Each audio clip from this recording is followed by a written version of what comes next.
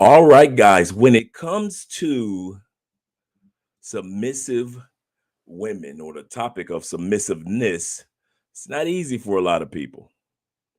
But we're going to talk about that topic anyway tonight. We're going to be talking about how to spot or notice or appreciate a woman that's submissive. And also, how can you be the type of man that a submissive woman deserves to have? We're going to talk about all that here. Yeah, I even got my drink already poured because we're ready. Tonight is Friday night drink in hand here on Love Crossing Borders. My name is Andre of Love Crossing Borders, here to give you all facts. But before we get started, you guys already know I'm coming with the brand new intro.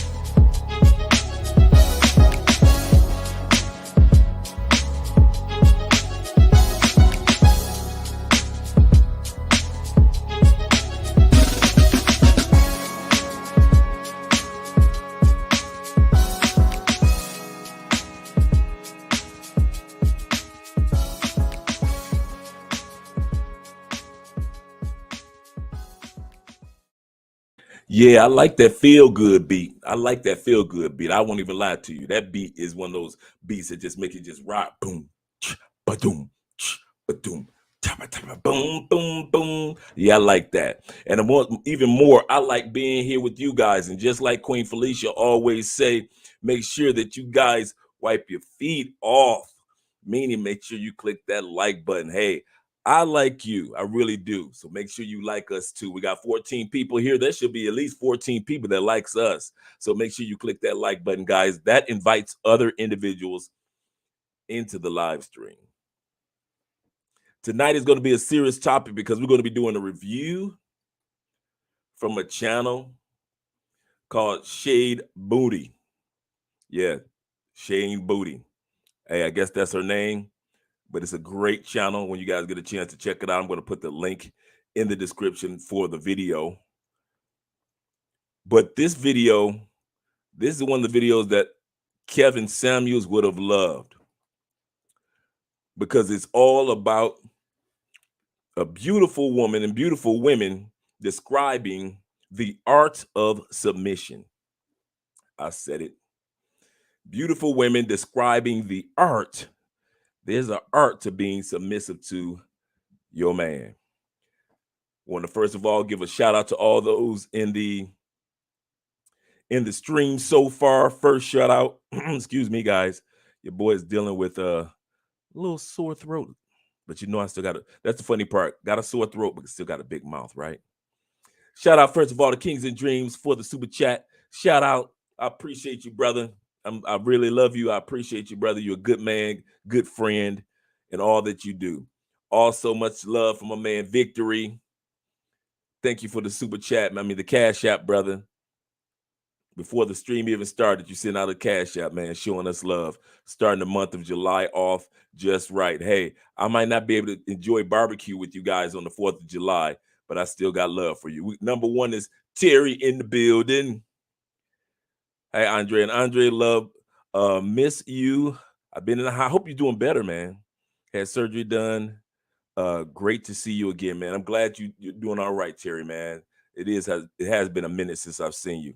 So let me know how you're doing, man. Let me know. Make sure you put it in the comment section. Alex in the building. All right. Yeah, man. I've been kind of like fighting off this cold like Rocky, man. The weather's changed here in Cali over the past couple of days. It's been like rainy, and then the next minute it's been like extra hot. Then the next minute gets cool, and I'm like, okay. And my body said, hold up. And all of a sudden, next thing you know, I woke up this morning with a sore throat, but I made it. I had a great day. I had a really great day. I'm going to after I talked to the live stream queen, Felicia herself. It is not a live stream without the live stream queen, Felicia. I love you, Felicia. I appreciate you more than you realize. Really do. You've always been blessing our hearts. All right. Please like, share, and subscribe to the channel. If you haven't subscribed to Love Crossing Borders or Mostly Money or Andre Wallace TV, and we got a couple other channels that we're revamping, what are you doing? All right. As Felicia's saying, she's giving her hellos to you guys. Like I said, Victory, shout out to Victory. Global Paper, Brazil, and Dive Models and Bottles is in the building. I appreciate you, man.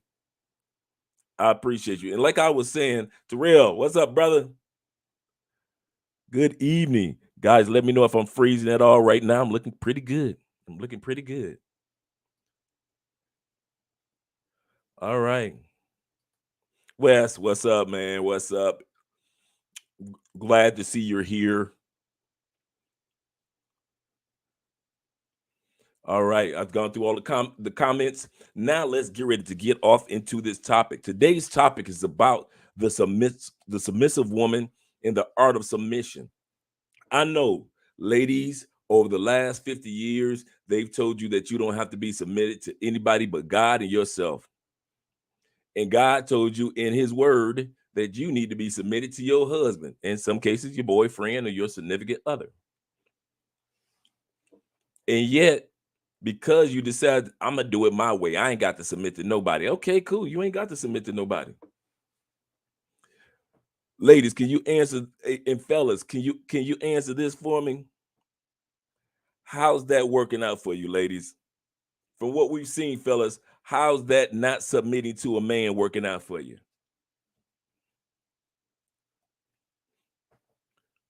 I could tell you. All you ladies that decide to be, I'm Miss Independent, I'm Miss Boss, you can't tell me nothing, I run things, feminism, modern woman. Here's how it's working out for you. Statistically, you all run around talk about I'm Miss Boss. We running these businesses, we getting these college degrees, yet Black women have more college debt than any other race in the United States. You'll die paying off your debts, but you ain't talk about that part, Miss Boss. Black women use their degrees and certifications just as little as anybody else. So anybody else, excuse me, 85% of Americans don't use their degree when they graduate. 85%. And neither do you, Miss Black woman, Miss Independent modern white woman. You too. The modern day Marias, Latin women out there. In other words, you went to school for all those years and you got college debts. That's how independence has gotten you.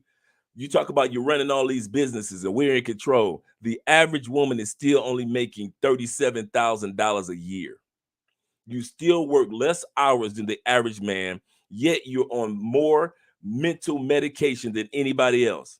White men don't take more mental medication. White women don't take more medication for mental issues and go through depression than you sisters. Miss Independent. Can't tell you nothing. Once again, the question I asked was, not being submitted to a man, how is that working out for you? My other question is, for us men, everybody talking about they want a submissive woman. I want her to be fit, feminine. I want the sex, fit, feminine, and friendly. I want her to give me the 3 S's: sex, sandwich, and silence. I hear you brothers talking good. You ain't ready for that. Who you think you're talking to? God gives some of you dudes a submissive women, you will cheat on her. Some of you dudes will beat on her. Some of you dudes will take her for granted. Some of you dudes will leave her.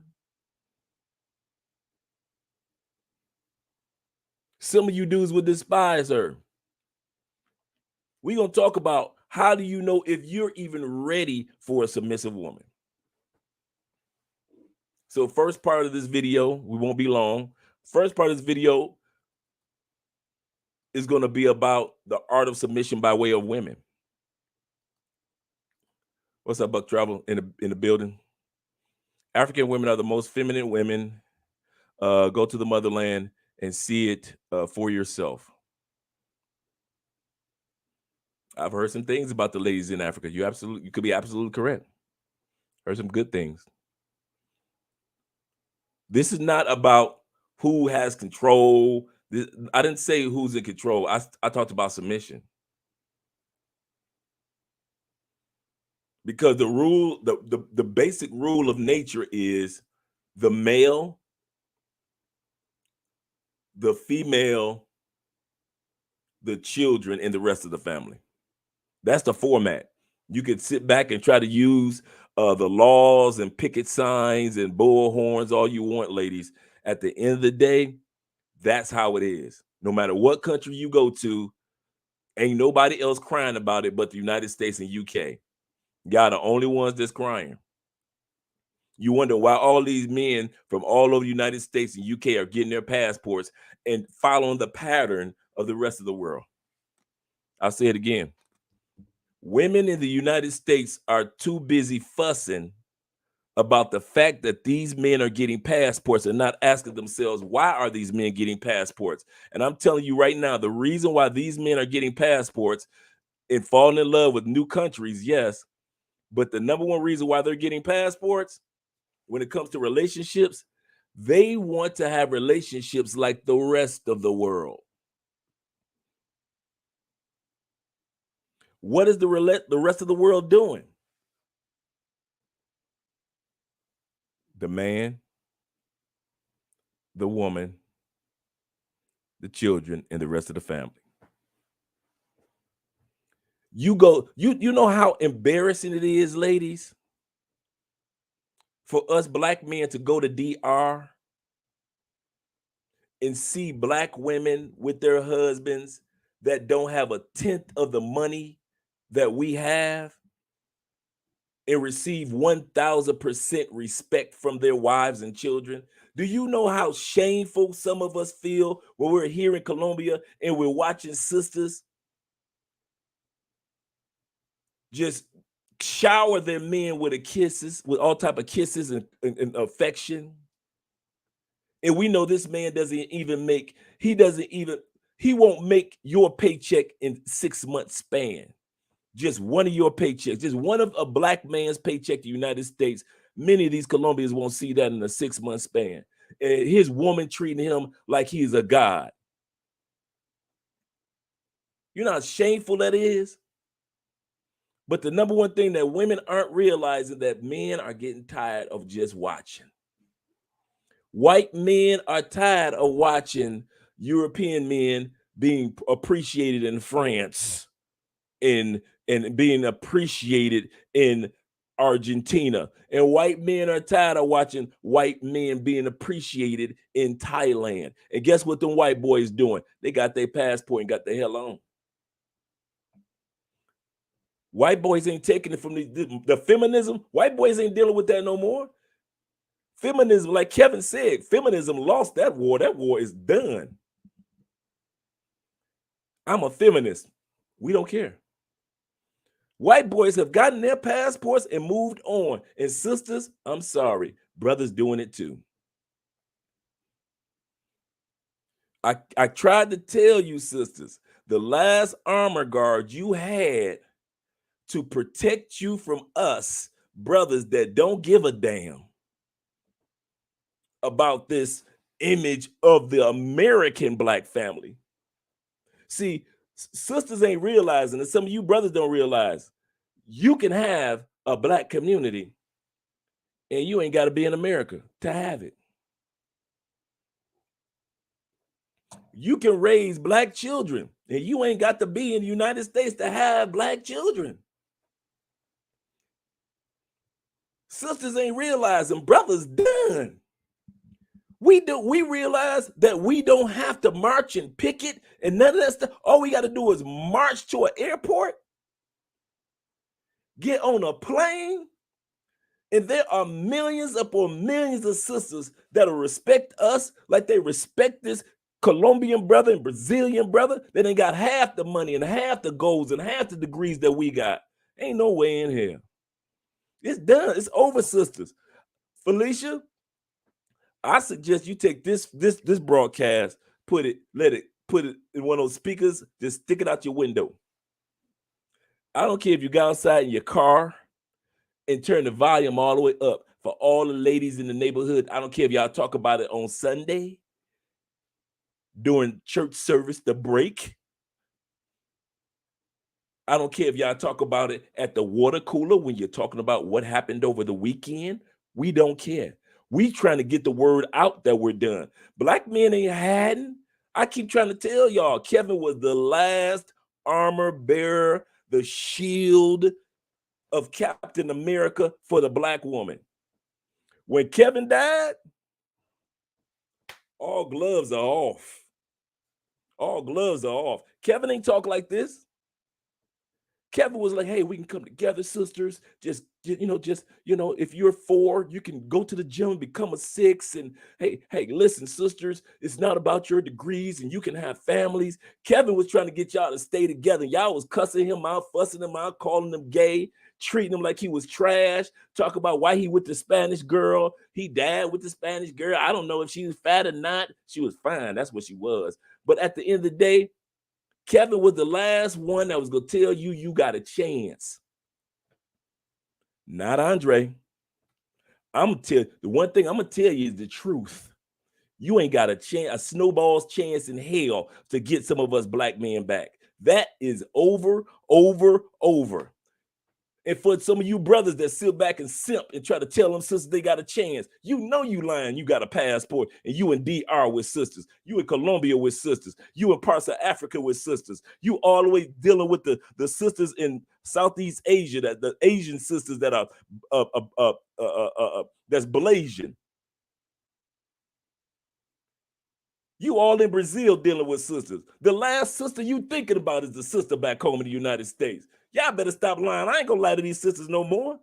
I let Kevin fill them with dreams. Kevin said that it was Disney that was filling them with dreams. Kevin believed in you. I don't. I could give less than a dang. I love you. Yes, I do. You my sisters. I love you. I love you. But to sit up and go to battle against you, them days done. And there's a lot of black men just like me. They are not gonna fight you anymore. How am I gonna fight you to love me for you?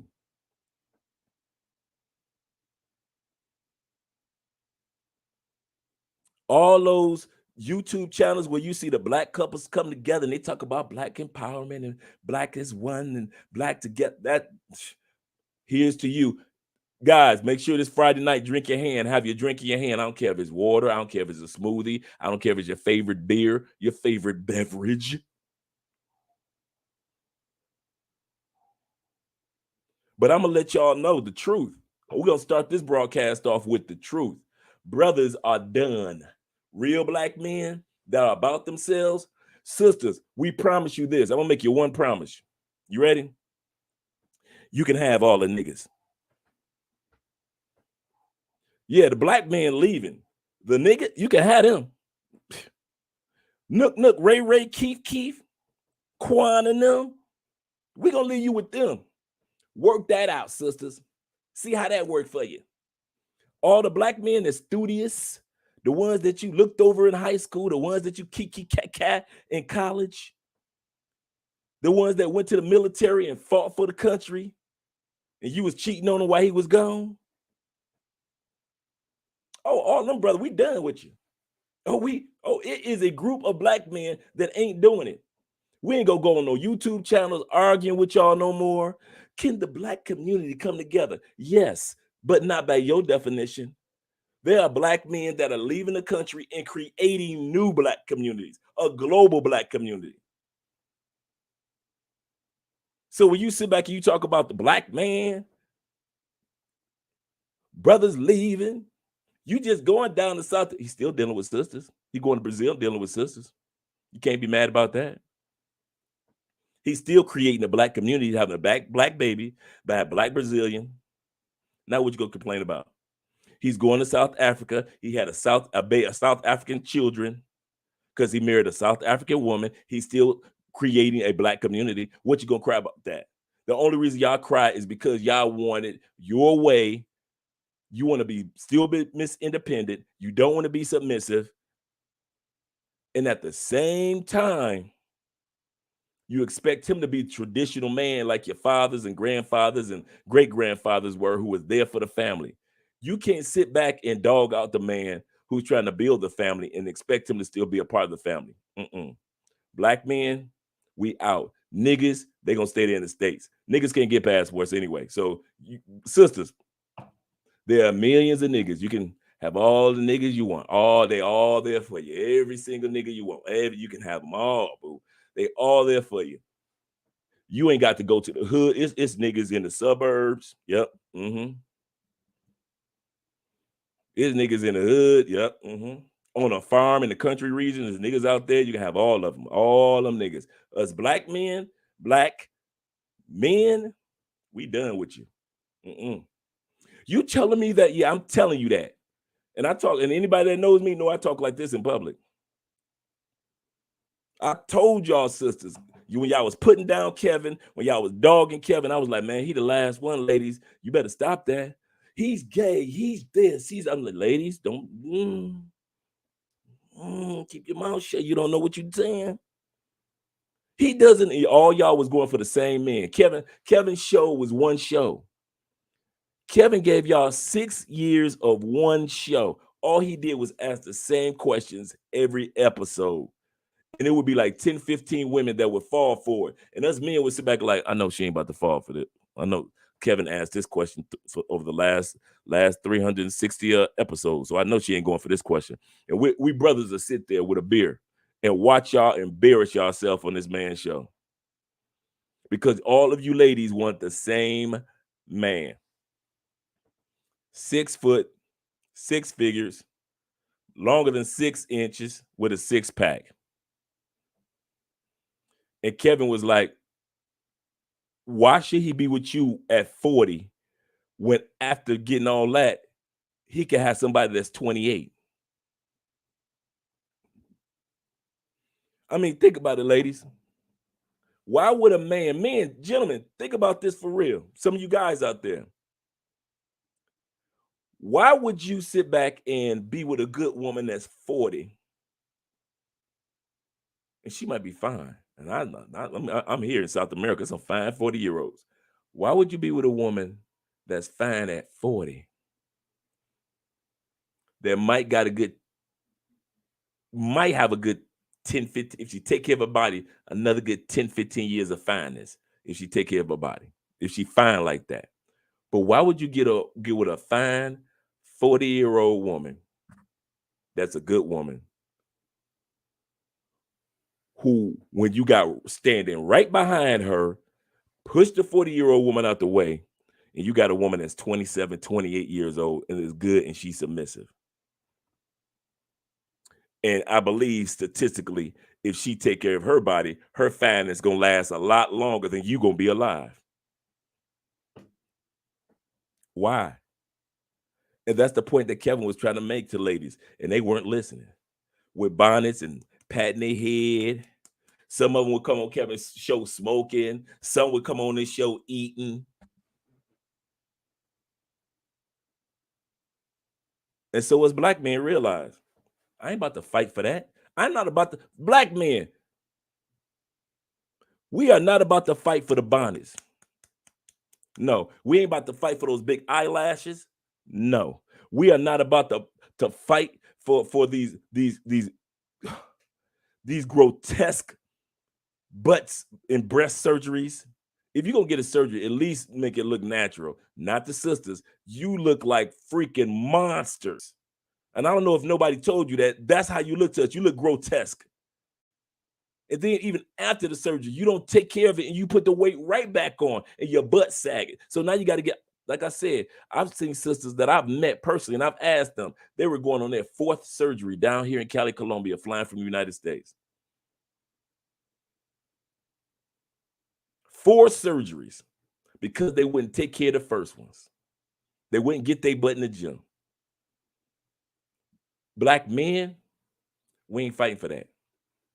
No, we'd rather go to another country and build a black community among black people before we deal with that BS with them bonnets, that. If I see one more lace front that's peeling in the front, looking like paint peeling off of somebody's forehead, ladies, you are not impressing anybody with that lace front. You know that lace front gonna sweat out in 3 days, and we all gonna see it anyway.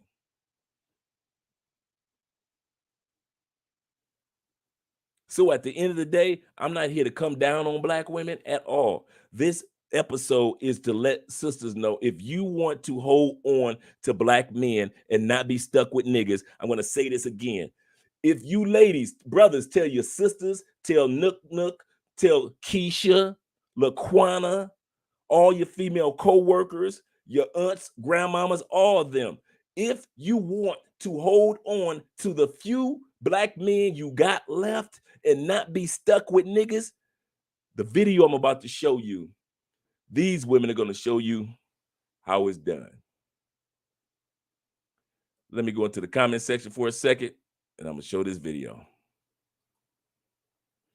Terry says, I'm doing better. And my biopsy come back no in July, on July 7th, when I have my draining tube removed. You know what, brother? We're going to keep you in prayer, man. And I don't say that flippantly. I pray for us, man. I really do. I'm not one of the people that say, well, I'm gonna keep you in my prayers, and we never pray. I really do, man. I really do. Men's Daily in the building. All right, Pastor Andre has returned to us. Your screen is clear. Can hear you loud and clear. Thank you, brother. I appreciate that. Thank you very much. Kings and Jeans watching and resting tonight. I have a feeling this is going to be on that type of vibe. Yeah. Tonight is winter is here. You know, Game of Thrones. If you're not a Game of Thrones fans, the theme of the show was winter is coming, and Kevin kept saying that. I mean, Kevin. Black women don't realize Kevin protected you from dudes like me. I mean, that dude was your protection. Y'all should have been honoring him. Y'all should have been loving, respecting. You should have been sitting in pumpkin pies and should have been sitting, well, not black people don't have pumpkin pies. We have sweet potato pies. You should have been sending him plates to his house. Is brother Kevin here? I got macaroni cheese and some ham for the brother. Excuse me. Y'all should have been making plates for the brother. Y'all should have been having Kevin Samuel car washes for the fundraiser. Y'all should have had your pastors in church have a fundraiser like the building fund that ain't never been built. Y'all should be having Kevin Samuel's fundraisers, because Kevin protects you from dudes like me, from black men like me. I ain't the only. You think I'm the only one? Oh, y'all continue to watch YouTube. Watch what happened over the next year. How many brothers gonna be coming out saying, You know what, black men? Damn dealing with them sisters in the United States. Go ahead and get with somebody that's, if you want to deal with a sister, get your passport. There's millions of them outside of the millions in the United States. See, sisters in the United States think that just because they gave birth to us, that they own us like property. I'll repeat that. Sisters in the United States believe that because they were the mothers of us, that they own us. But here's the kicker: like property. And they treat us like property. They talk to us like property. Massa got loud during slavery. Sisters getting loud now. Massa was disrespectful. Sisters so disrespectful. Massa always got his hands on us, trying to attack us. How many times have we sat back? They say statistically, and I want to look this one up, that there are more domestic violence cases statistically that women do towards men than men do towards women. And I can believe it. You know why? Because men recognize that they got repercussions and women recognize that they don't. See, a man know, if I hit her, if I hit this heifer, and I got to go to work in the morning, and I just got this promotion, and I got these kids to feed, yeah, let me go out and give me a drink. Or let me go ahead and call this police before she called them. See, men realize the repercussions. So I can see how you got a couple fools out there that's hitting on women. But the average dude, nah, he ain't putting his hand on women. But women, y'all know, y'all put your hands on us, ain't nobody gonna do shit. Police ain't coming to do nothing. We can have our arm, necks scratched up, beat up. Every blue moon, you see a woman get put in jail. Every blue moon. Now, we don't need y'all to go to jail. We need for you to do, if you do anything for us now, black women, do this one thing. And I mean this from the bottom of my heart. Open up the front door. Let me grab my suitcase and my passport. I'm rolling the hell out. Ain't no more arguing with you. I'm about to convince you to love me, respect me. I'm yelling at you like you owe me $500. You yelling at me like I owe you $5,000. I'm raising my voice. I'm losing my voice yelling at you. You lose your voice yelling at me. And it's supposed to be black love and black power and black togetherness. No, boo. No. You see, black men are, you know what it is? Black men are tired of being treated like niggas by black women. Black men are done with being treated like them niggas by black women. See, you don't talk to me like you talk to Ray Ray. See, that's what made black women pissed with Kevin. Because Kevin was like, oh, you are not going to talk to this black man like you talk to niggas. See, you can get away with that with a nigga. Nigga gonna argue back and forth. A nigga gonna let you bring McDonald's for your kids, for his kid, and then you throw it on the ground. See, a nigga gonna do all that. Black man would have never fucked you to get you pregnant in the first place. Not a black man. A nigga would? Yeah. Black man? No. Black man wouldn't have slept with that girl and go through them headaches with a female. I'm talking directly to you, black men. If you are right now in the United States and you with some chick that got 3 or 4 kids by multiple baby daddies, you really need to evaluate your situation, whether you want to be a black man or whether you want to be a nigga, because you can't be both. Now, if you plan she a good person and the kids are good and you plan on being a stepfather for real, cool, do your thing. But if you just in a situation where at the end of the day, you're going to look like a nigga, you need to ask yourself, which side you going to be on? You can't be both. That I learned. I had a choice. I had a choice to be a nigga or I had a choice to be a black man. But I learned one thing. I can't be both. I can't act like I don't have any sense in my head. I can't act irresponsible. I can't act and talk childish. So you got to make up your mind before you even get on a plane again to use your passport. You got to ask yourself, when I get to this new country, what type of representative do I want to be? Do I want to represent my country and my people as a nigga, or do I want to represent my people as a black man? Because you can't be both. And whoever told you that you could be both, they lying to you. You need to go back and talk to your mamas again. Because your mama tell you, baby, you can't be both. Baby, you can't stand in the middle. You got to make up your mind on what you want to be in life.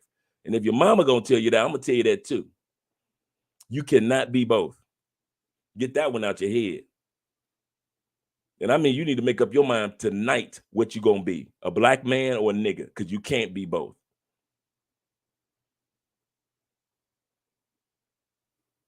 And so, sisters, we make one promise to you.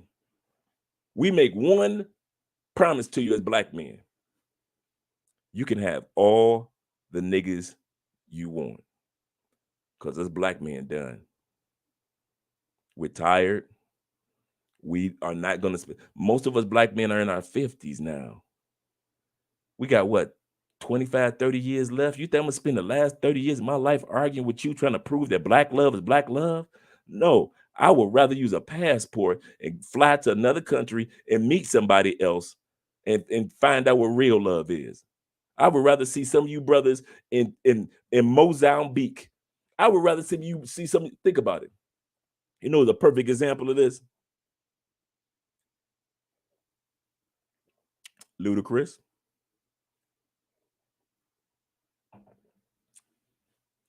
We're talking about black woman capital, Atlanta, Georgia.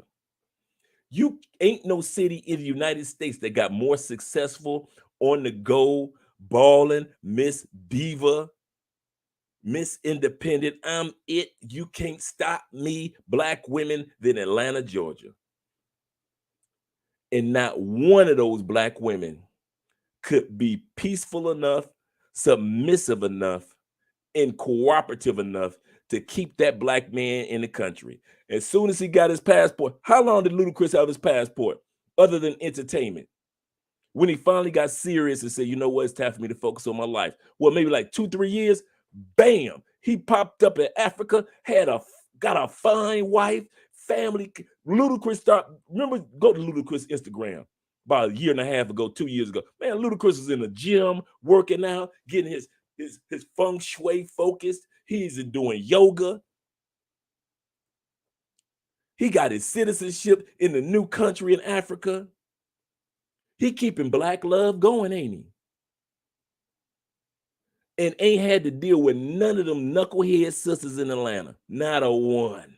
Not one of y'all could keep Ludacris, who was born in Atlanta, in Atlanta. Not one of you telling me not one of you, Miss Independent, I'm Miss It, I'm Miss Diva, Miss Boss B, you can't tell, you telling me not one of you millions of black women in Atlanta couldn't keep one man happy. He had to get a passport and travel to Africa to find a black woman that would act like she got some goddamn sense in her head.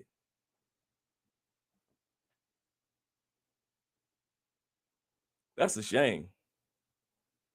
That's a shame. Who raised you? In the words of Ace Live. And he ain't the only brother. He ain't the only brother. There's been plenty of brothers that you don't see no more. You thought that they done fell off, that they broke. No, they went to Africa. You got the brothers like Most Def. They were like, Most Def, you can't come back. He like, all right. You can't come back to America, Most Def. Okay, cool.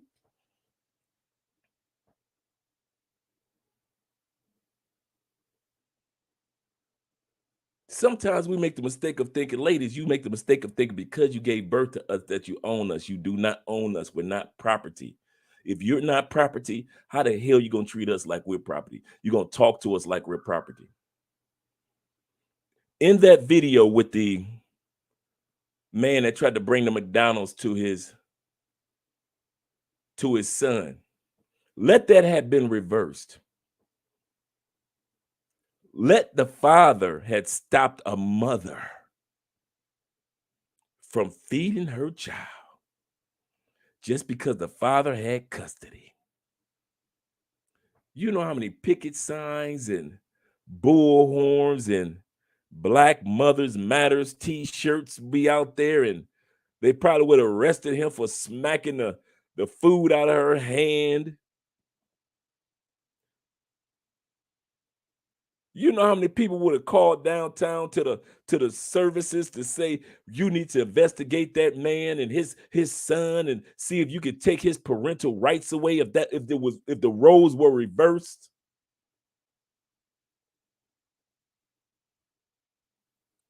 Black men are tired of being talked to and treated like niggas by their own women. If you want to know the number one thing that we tired of as black men, put that at the top of the list because everything else falls right up under it. It ain't nothing else that y'all do for us. Y'all think that we bust our butt to become somebody in life. It's hard enough to deal with racism in the United States and around the world because of our complexion. It's hard enough to come out of some of the problematic situations and past that we've had as black men. And then to sit back and we were thinking the sisters got our back. And y'all so busy being Miss Independent that y'all actually believe that y'all don't need us. Bet. See, Kevin tried to convince you that you need your black men. I ain't. I'm the exact motherfucking opposite. I'm the opposite. You said you don't need us. Here's to you, boo. You don't. But I know it's a sister in I know it's a sister in Trinidad. I know it's a sister in DR. There are sisters in Belize. There are sisters in West, East, South, the whole continent of Africa. There are sisters that are living all throughout Europe. There's even Canadian sisters all up in Quebec speaking French that would never let the words come out of their mouth, I don't need a man. So for all you sisters that like to say, I don't need a man, I agree with you 100% because you won't have men. We leaving y'all with niggas. We leaving y'all with 100% unadulterated niggas. Don't be thinking of what? Black man, anytime you see a black man, you need to pull his coattail. Hey man, you a black man? Yeah. Come with me, bro. Let me go down, take you to the post office. What's to the post office? Passport application. I'm gonna show you where black men go. Niggas are gonna watch what I say. You think I'm just saying it to be saying it? In the next 5-10 years, excuse me, in the next 5-10 years, watch what happened in the black community. If y'all think it's about to get better, not in the United States, it ain't. Globally, all of us that's traveling and all of us that's learning these new languages, making all these contacts with each other as black men, and I'm gonna come back to that. All of us that are making connections in new countries, the new black community is going to be outside of the United States. The O'Shea Duke Jacksons, who's building job opportunities for people in Africa. Shout out to O'Shea. The brothers like Dennis Sperling, who went to DR, partied, had fun. But guess what he also did? He started a business and hired people because DR is number 3 in the world for coffee, even ahead of Colombia. And guess what he did when he went there? Set up a coffee business, and now he's hiring people in DR to distribute and to manufacture his version of the coffee.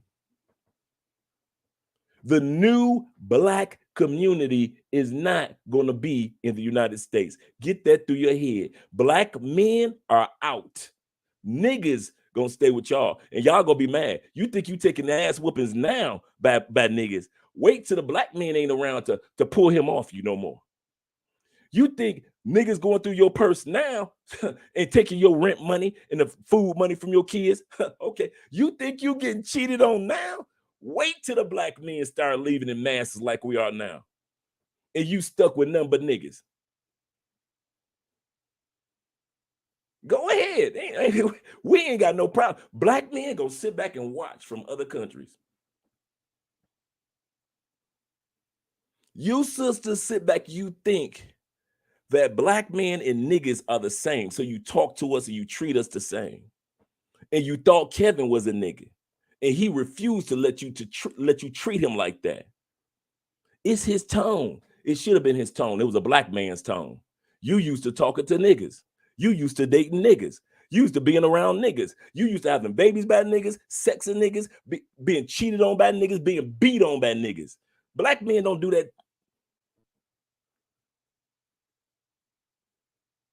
But Kevin gone now.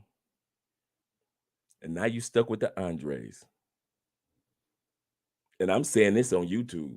It's brothers that's walking down the street that's saying, I just talked to one brother tonight. It's 3 brothers that came down here tonight from the States to enjoy Cali. We hung out all day long. And I asked them the same question I asked every brother that come down here. Is dating in the United States for black men, is it really that bad? I don't know. I ain't been there. One brother said, I ain't dated a sister in the States in 3 years. You know how sad that is to hear that, and he ain't the only brother that's told me something like that. Even though I live in the United States, I wouldn't give sisters in the United. I love my sisters, but I deal with sisters outside the United States. I'm not about to sit up here and waste my life, energy, my money, my time on black women talking to me like I'm a nigga ever again. I'm like, bro, I ain't mad at you. And this is not an attack on sisters. This is a warning label. I keep trying to tell y'all, I don't do attacks. I give warning labels. I'm the back of your cigarette package. I'm the warning label. I give public service announcements. I don't attack anybody. I don't attack anybody personally. You never hear me talk about another YouTuber in a negative light, none of that stuff. I am a warning label, and I'm warning you sisters. If you don't stop talking and treating black men like they niggas, like they Ray Nook and them, don't worry about it. You don't want us? No problem. You ain't the only blackness in the world. And until you get that through your mind, sisters, winter is going to be here. It's not just coming, it's going to be here. But let's get started in these comments once again. Shout out to Keith in the building. DMR. I can just imagine what the comment section looks like once I go down even further. Jeffrey, my uncle right there. And he seen me go through ups and downs, storms, ins and outs. Me and Jeff, that's my one family that has watched it all unfold. He's watched it go from bad to good to good to good and even better. That's the one person I can say on this planet that he can write the Andre autobiography and get it right. Shout out to Jeff. All right, guys. Oh yeah, thank you, Felicia, for reminding me that. For you guys that support with the Cash App, we appreciate that. Hey, all this good information. Oh, man, at least this rant. Can I get some love in the Cash Apps?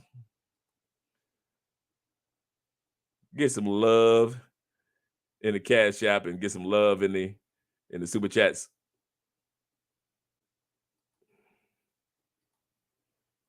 I appreciate you all. Let me keep scrolling down. Twan in the building. Andre, keep in mind, when black women hear us talking about them, let me go back. Did I make a mistake and hit something? I was in the middle. As blind as I am, Twan. Let me go. Oh, there we go. Okay, keep in mind, when black women hear us talking about them, they think that they still get control over us or we still love them. And the irony of it, I'm speaking. It's kind of funny. Shout out to Glass of Beer for being here. The funny part is, even though I'm speaking to sisters, I don't give a damn if they listen or not. Black men don't care. Our care is gone. It's gone. I'm not the only one that thinks like this. It is gone, sisters.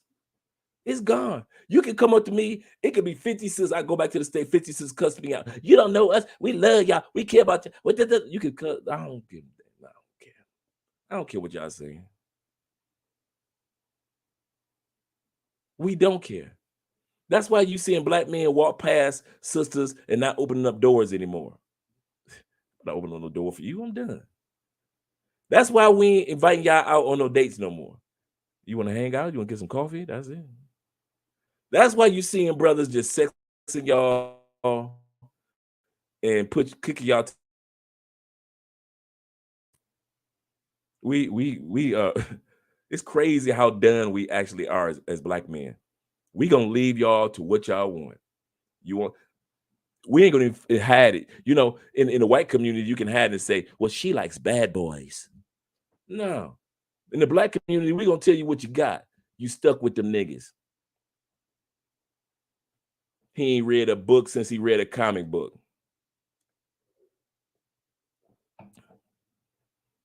He been working that same job, ain't had a promotion ever. No, never. You stuck with them niggas. Them same niggas that you sit back and have babies by. Them same niggas that you keep on having babies by over and over again. You got 3 baby daddies. Have at it. We ain't about to warn you about. See, I keep trying to tell you, Kevin was the last one. When I say the last one, he was the last person that cared. Now you got me who don't give a damn. You don't care about, no, I didn't say I don't care about the black community. No, I said I'm not about to be fooled by the black community in the United States. And I'm going to tell brothers that there are other black communities that they can be a part of. That's what I'm about. I'm telling brothers that, dude, there's a black community in Brazil that would appreciate a brother like you. Hey. Them German, they appreciate a brother like you. Hey, brother, you come here for a second. You with all the degrees and some sense in your head. You got, yeah, you, the brother with the sense. There's some brothers, there's some sisters in South Africa in a community that would appreciate a brother like you. I'm not about to sit up here and convince brothers that the United States sisters, the black community in the United States is the only community that you can have. You out your mind. I'm about to sit up here, waste my time convincing you. And my brother Farrakhan used his whole life. He got a few years left. He used his whole life trying to convince us to come together. Psh, please. Man, shoot, they should have let Malcolm live so Malcolm could have told us back then, brothers, use your passports. Please. Malcolm used his passport just on a spiritual journey and came back a whole new man. Yeah, I don't study what sisters got to say no more. I'm done. What they gonna do? What? Because they never think logically. And I'm not putting all sisters in there because I know some great, great, amazing sisters back home in the States. And that's you know what the saddest part is, Kenny? The saddest part is all the good women in the United States get bundled in with the dumb women in the United States. All the good sisters that are about something, that should have a husband and kids and a dog, beautiful house, and her career, she can't have it because of most of the big mouth sisters with that modern day Miss Independent, I'm Miss Boss, has drowned out the amazing women that black men could enjoy in the United States. All the submissive women that are in the United States. And speaking of submissive women, let's go ahead and go to this video of these ladies. Beautiful sisters who talk about the art of submission. I know.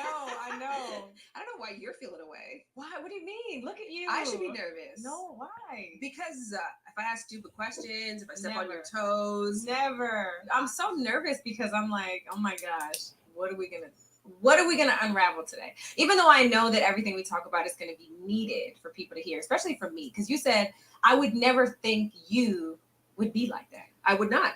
And that's interesting to me.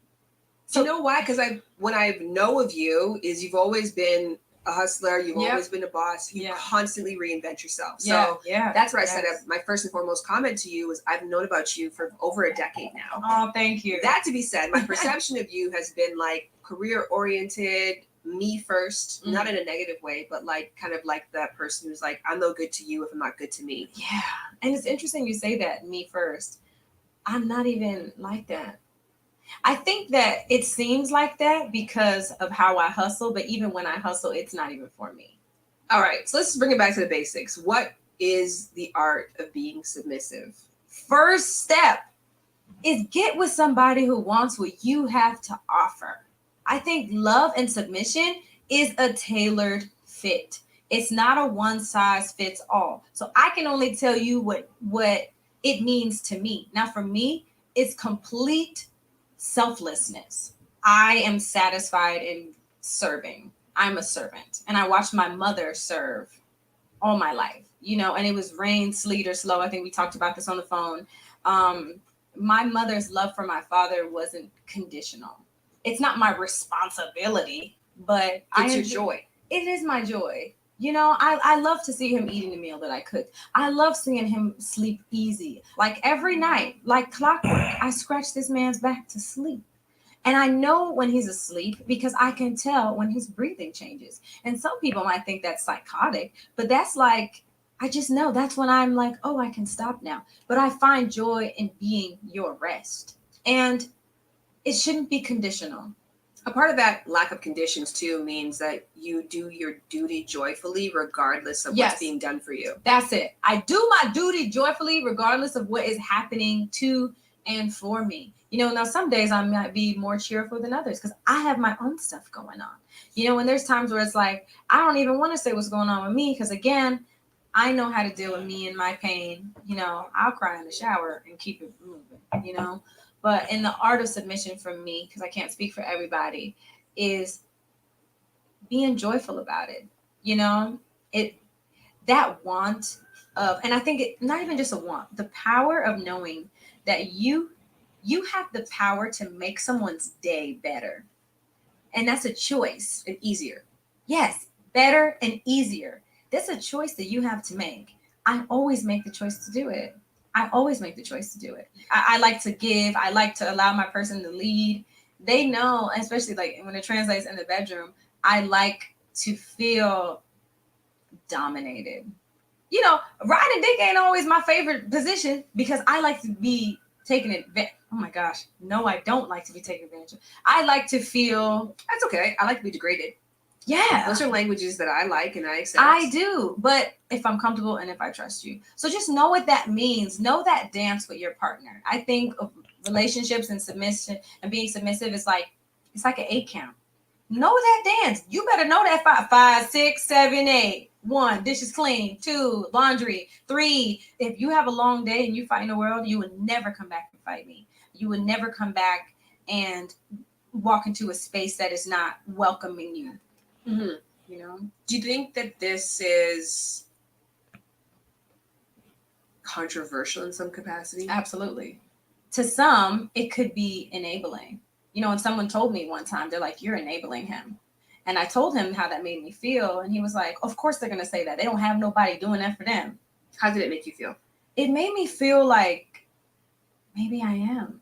But at the same time, that's my love. So if you don't understand it, it's not, I'm not loving on you for you to get it. That's how I love. And whoever I love is going to get that benefit. Yes. There was a time where, women needed men for everything. We couldn't even open up a bank account, and now it's like women are really in their bag where they're like, I have my own business. I'm doing this. I don't need a man for nothing. Like basically, like, can I be frank? Like I don't need a nigga for shit. I don't, and I can say those words, but I want one. So my brain wants to understand the exchange here because and this could be, it's not, no, you're doing great. But because I told you, I'm gonna ask a bunch of stupid questions. Yeah. Because this dynamic, I think like my relationship with my partner is very egalitarian. Like we're equals. Like I don't ever feel like I'm giving for the sake of giving and I'm not receiving for the sake of receiving. I'm receiving being like, well, I deserve this. And I'm giving being like, you deserve this. So there's that exchange happening. So you speak on, you're like, you tell him the things that you need. Yeah. And the things that you feel like you deserve, you'll say that? 100%. How will you say that? I need you to step up in these areas. I need to not worry about this. I need to be able to take my brain off this thing. I need more affection. I need more love. If we're going to be sexual, here's the things that I need to like feel more sexual. And in return, I invite that. Like, yeah. So we have a lot of conversations. How does he receive it well? I think everybody has a problem with being told that they're not doing enough, because we always go to like, well, I'm already doing X, Y, and Z. Right. So I think that there can be, I wouldn't say that he's always arms wide open, but he always adjusts. But so I guess when I'm listening to your relationship style, I'm like, if we kind of broke it down into like to-dos specifically, like what does a submissive woman do for her man? Everything. What does that mean? You know, like packing his bag, unpacking his bag, just making sure all the things that he wants. And like, I pretty much read his mind. So it's like, if I know you, and I study you, like I know how you are in the morning. I know how you are about midday. I know when you're in this mood, what you need. Like before you can ever ask me for something, I'm already on it. I mean, he's spoiled. And you know, when I talk to my girlfriends about it, I was like, oh, how are you guys doing? And I'm just like, girl, he's rotten. I'm like, he's spoiled rotten. Like he's rotten, but I love that. Like I want him to be that. I think my biggest flex is how I treat my man. You know what I mean? And my biggest flex should be how I treat myself, which is, so it's kind of fucked up. It's kind of messed up. What are you getting from all that you're giving? What are you asking for in return? You know what's interesting? And you saw my reaction when I was like, you say that? You asked for that? You know what I mean? I think that I have gotten better at saying the things that I need. But if I don't get it the first time, I don't like to say it again. So would you do what you're doing for a broke dude? No. What do you call broke? No. Requires your financial support as well. No. I mean, I think to be broke, you can be still a great lover, still very romantic, still very emotionally supportive. But I'm just like asking. I wouldn't even know that.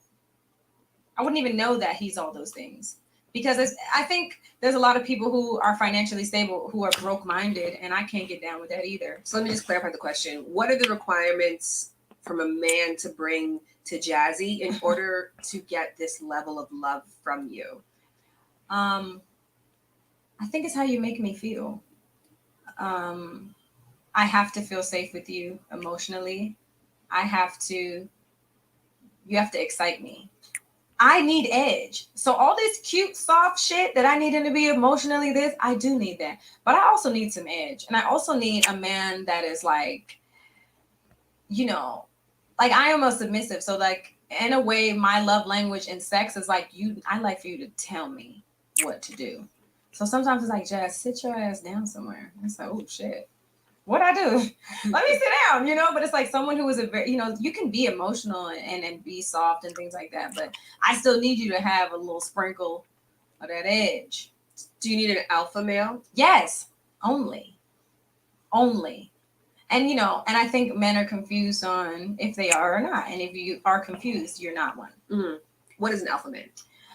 I think in my experience of an alpha male, it is somebody who is respected, you know, walks in the room and everybody just kind of like feels their presence. Some people can interpret submissiveness as like anything goes, like I'll put up with anything. No way. I mean, like, I think anything goes for sure if you're comfortable with the person. Because I'm doing shit I never did before. I'm just like, I would have never done this, but you know what? I'm comfortable with this person and I feel safe. Do you have an example? Anal. You're like, give an example? Yeah, that.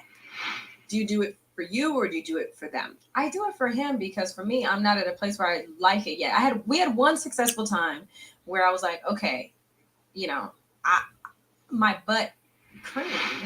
Knowing what your values are, knowing what your role in the relationship is, being joyful about it, that's also a big part of it too. Yeah. But I would assume that there is a line where it can get dangerous and chaotic. Yeah. So when you think about that, like as a submissive person, what do you have to be mindful of to ensure you're not being taken advantage of? Lovers and friends. I'm gonna take you on a trip, baby. I don't pretend. I say. Thank you so much for watching that video. I gotta remind you guys again how much we love Squarespace. All right, guys, we're gonna stop right there with that particular video.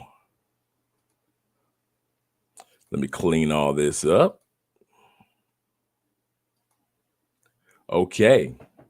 Now, that was interesting, insightful, informative.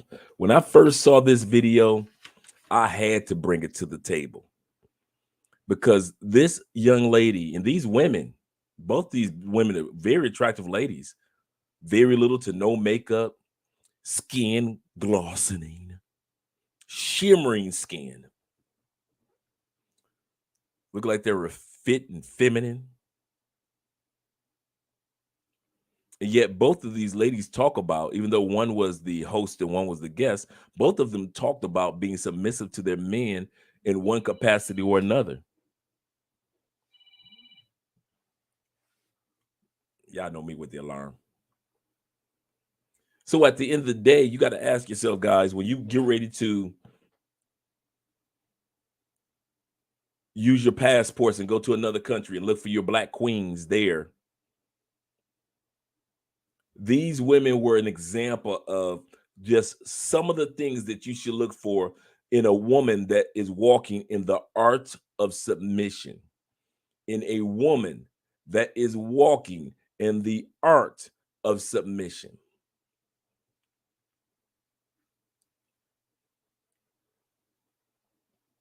She focuses on the family, or she just focuses on you first before she focuses on self all the time. Y'all know it's Friday night, right? It is about a little after 11 in the States, Eastern. I'm doing my job right here. Andrea is doing laundry. Even though she has clients that she works with and she's an accountant, she's got her degrees and she could be the Miss Diva and all that. I ain't gonna even lie, I'm spoiled. But I spoil her. That's the difference. So we're going to talk about, I'm going to go into the comment section for a moment. And we're going to talk about some of the things that the ladies brought to light in regards to the art of submission. Shout out to Terrell for the super chat. Brother, appreciate you. Big Brother Dre, I emailed you the other day. Want to join the WhatsApp group, get some consultation. I thought I responded to you, Terrell, because I did get your email. The list of online jobs. Do me a favor, T. Do me a big favor. Send me another email, and as soon as I get done with it, I saw your email. I could have sworn that I responded to it. To those of you that want information on the consultations, those who want information on the consultation in regards to relocating to Colombia or starting a successful YouTube channel, actually YouTube business. Let's not BS around. It's a business. We do consultations for that as well. But also we have a list of 300 online jobs or businesses that hire year-round for individuals such as yourselves. And that's absolutely free. That list is free. If you email me, I'll send it out to you tonight when I respond to Terrell. The jobs start from $10 an hour all the way to $30 an hour. Some of them are they hire you to do a particular project, and then they hire you again to work on the next project. And some of them are just hiring you straight up, and you work 40 to 60 hours a week. Some of them are as low as 30 hours a week. It's what you're looking for. But the list is over 300 jobs that hire year round. And I created this list early last year, and then I'm revamping it as I continue to go on. As time goes on, I get more job openings and companies, and I add to the list and I take some down. So you get that absolutely free. But if you want to get the consultations and the cost of the consultations, or if you want to join our WhatsApp group, we got over 100 people in there. We got Crazy Los in there. Los is the dude. We got Jason in there. Shout out to Jason. We got Victory, who just was on Andrea's channel a couple weeks ago. He's in the group.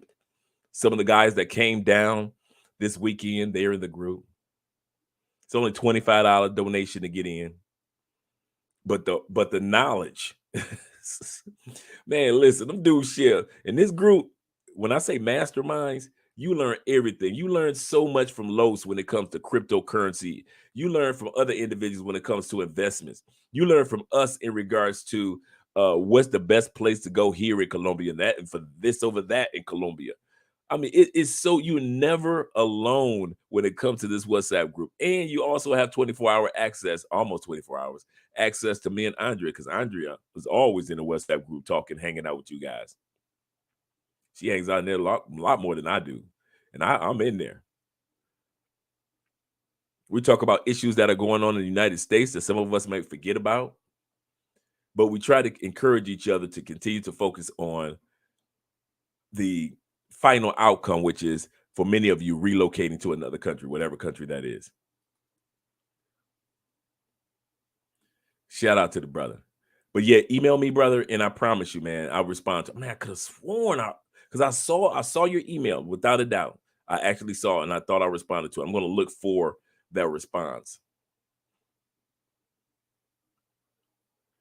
And thanks for the donation, brother. And thank you, Felicia. Okay, Big Mike, in February, there'll be 2 brothers there. Oh, I'm dipping into somebody's conversation. Let me scroll down some. We got Crypto Kings. Hey, if you try to learn about that crypto, this is the time. This really is the time. Before, y'all probably couldn't afford Bitcoin. Now y'all can afford to put a couple of dollars off in your Bitcoins now. You better take advantage of it, because when it goes back up, the way all these countries are making Bitcoin and other crypto regulations, they ain't worried about crypto going nowhere. Don't get fooled. These governments know crypto, Bitcoin, and all that is still here to stay. So when you guys get a chance, subscribe to Learn Crypto TV. I'm telling you, Los has, listen, please, man has made me money. I appreciate that, brother. Believe you me. And he was trying to get me on top of stuff way back when, like, Dre, you need to invest in this, invest in that. Now I'm looking like, man, why didn't I do it earlier?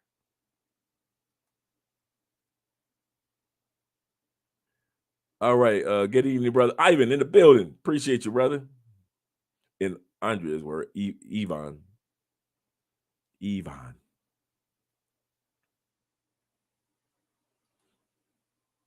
She needs way too much, in my opinion. Okay,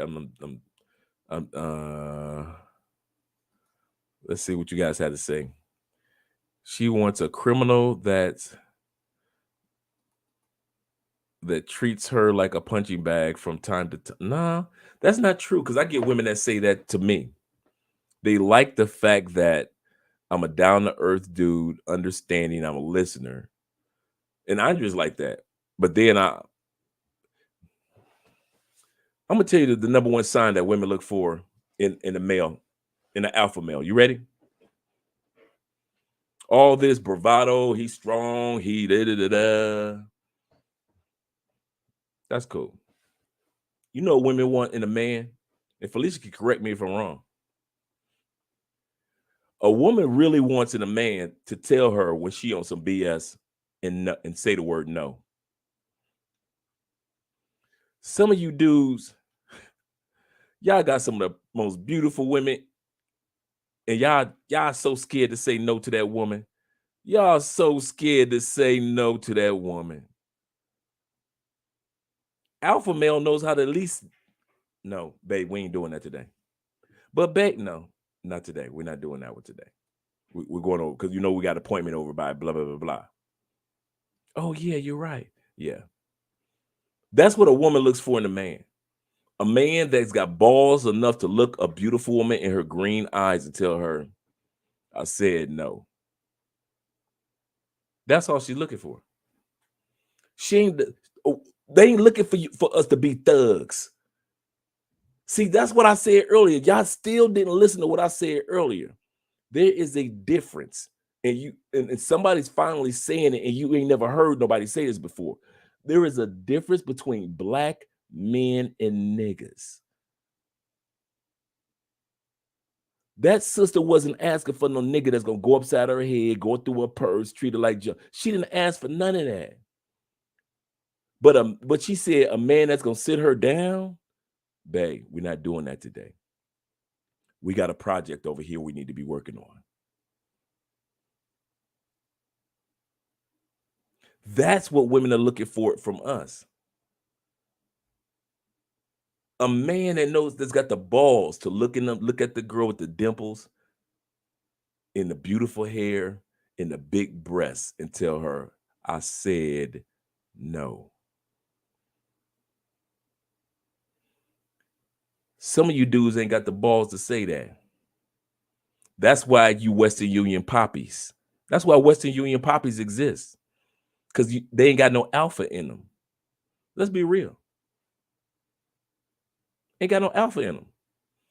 Alpha doesn't mean that you rah, rah, rah, rah, and I jump off of mountains and I can bungee jump and I can swim with sharks. That's a version of it, but that's not it. Because I know some dudes that do all that, and as soon as a pretty face walk up to them, they melt and give away everything. Ask Johnny Depp. Ask Johnny Depp, was that an alpha move when he got with old girl, with Amber Heard? Was that an alpha move, guys? When he got with Amber Heard, instead of just smashing her a few times, he knew she was already crazy, smash her a few times and kick her butt to the curb. Alpha would have did that. But what does Johnny do? No matter how many Captain Sparrows and Edward Scissorhand movies he did in 21 Jump Street, he still simped. He had to go to court, be embarrassed on international television. That wasn't an alpha move. Even because he won the case. It's just that he got the right attorneys. He still was a simp sitting up there. You'll never see my eyes again. So he didn't look at her. Simp ass move. That wasn't alpha. Alpha move knows how to tell a female, I said no. You ain't got to be all mean about it. You ain't got to be, hey, I said no. No. Alpha ain't got to do that.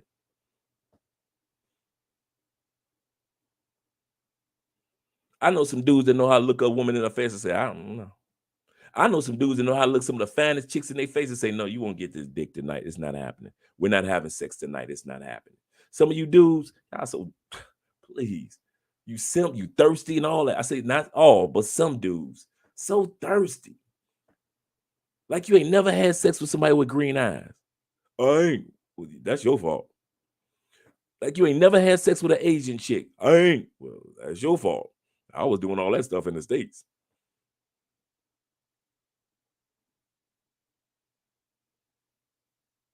Number 2 sign of alpha. Alpha knows how to say, here's what we're going to do. A woman wants to know if a man knows how to take direction. Can he say, whatever you're talking about, here's what we're going to do.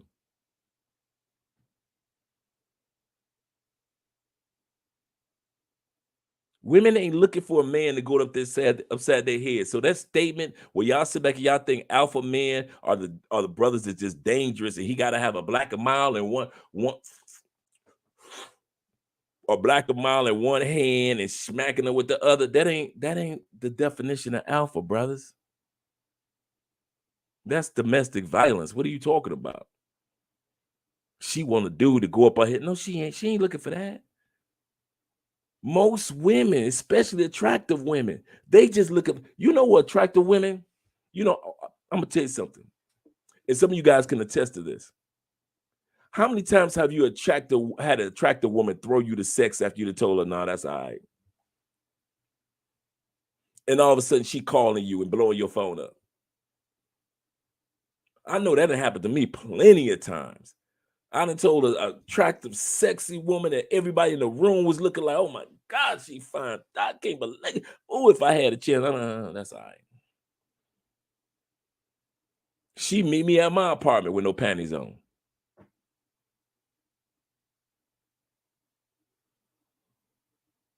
That's all right. Some of you dudes ain't never told no female that's all right. That's alpha move.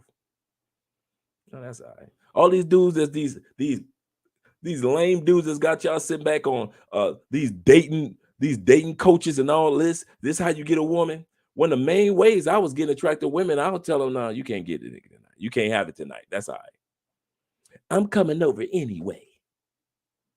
You heard what I said. You come to this door, you're just gonna be knocking on that door. And I might call the police.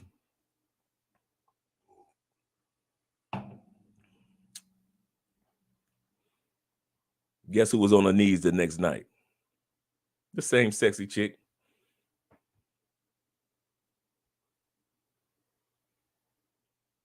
Alpha's got discipline.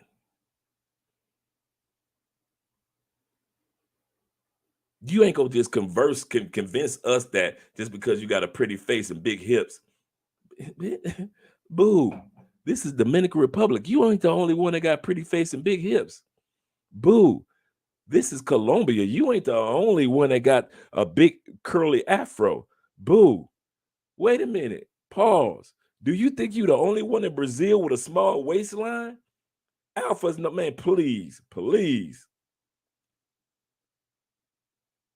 But let's talk about, like I said, after I go to the comment section,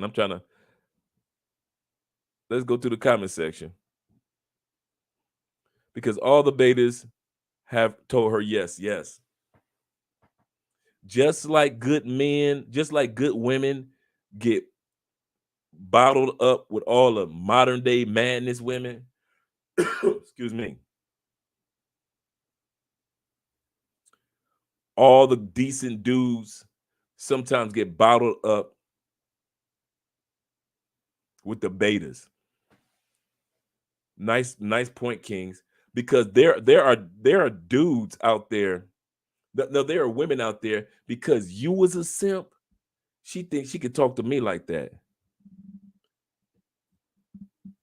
You can't talk to me like, listen, I'm not Kevin. You ain't gonna pretend like you could talk to Andre like that. Cuss me out on your way walking away. I'm the dude that you cuss out while you walking away. Fuck you, but you ain't mother. I whoop your, cuss me out while you're walking away. I ain't the one. I ain't gonna pretend like you're sex just because you sexy and the last few clowns let you talk to them crazy. You gonna talk to me crazy? Please. This is before I got married, man. Dude, y'all wonder why I'm the way that I am now? I was like this in the States. Y'all think I'm bad now? Man, please, in the States, I was a monster on females. I wish a pretty, what? Please. You ain't the only pretty chick in this room. Man, you know how many dates I've actually stood up from the table, said check please, and walked over to the other side of the room and got a fine chick phone number and went out dancing for the rest of the night, left my date sitting there and paid for the check, and she had to go home by herself? Please. You know how many fine chicks I done kicked out of my place? Like, oh, wait a minute. We sexing tonight, right? No, Andre, I just come over because I want to cuddle and I want to get some sleep on your comfortable bed. No, don't nobody sleep in my bed, baby. No. This bed is for women that get tired after some good sex. You don't come to my house and just sleep in my bed. That don't happen. Maybe if we booed, but you ain't a boo-ish type. You fuckable. You only here because you fuckable. Well, is it like that? Okay, here's what we're gonna do. Notice I say that. Here's what we're gonna do. By the time I grab that doorknob, you grab your heels. You gotta go. Cause somebody gonna get smashed tonight. And if it ain't gonna be you, I'm about to call somebody else over that's gonna get smashed tonight. But some of you dudes, you don't know how to talk to no pretty women like that. Please. Please.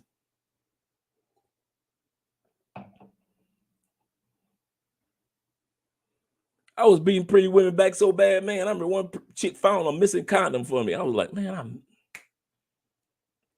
I was beating her back in. Took the condom off, threw it away. But I had smashed this about 3 or 4 other chicks prior to. And I was like, I know 1, 2, 3, 4, 5. There's a missing condom somewhere in this room. I've been looking and lurking. Somehow, somewhere, I got her bent over, breaking her back in. She noticed the missing condom. Andre, is that a condom over? I stopped. I said, you know what? I've been looking for this condom all week long. Thank you, sister. Let me go ahead and take care of this condom, flush it, wash my hands, and get back to breaking her back in. I wasn't worried about her being like, oh my God, you've had so many women that you can't. No, I don't give a damn. No. Here's what we're gonna do. I'm gonna keep on smashing you, or you're gonna get the hell out. I'm gonna have somebody else bent over this bed. What we gonna do?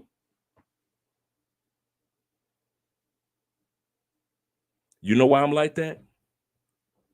Because I'm a black man and I ain't a nigga.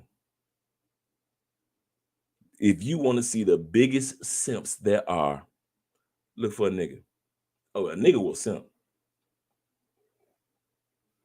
Black men, we don't simp for nobody. Nobody. We ain't been to a country. We ain't seen the prettiest one. We ain't about to sit up here and spend $4,000 on a pizza. Get the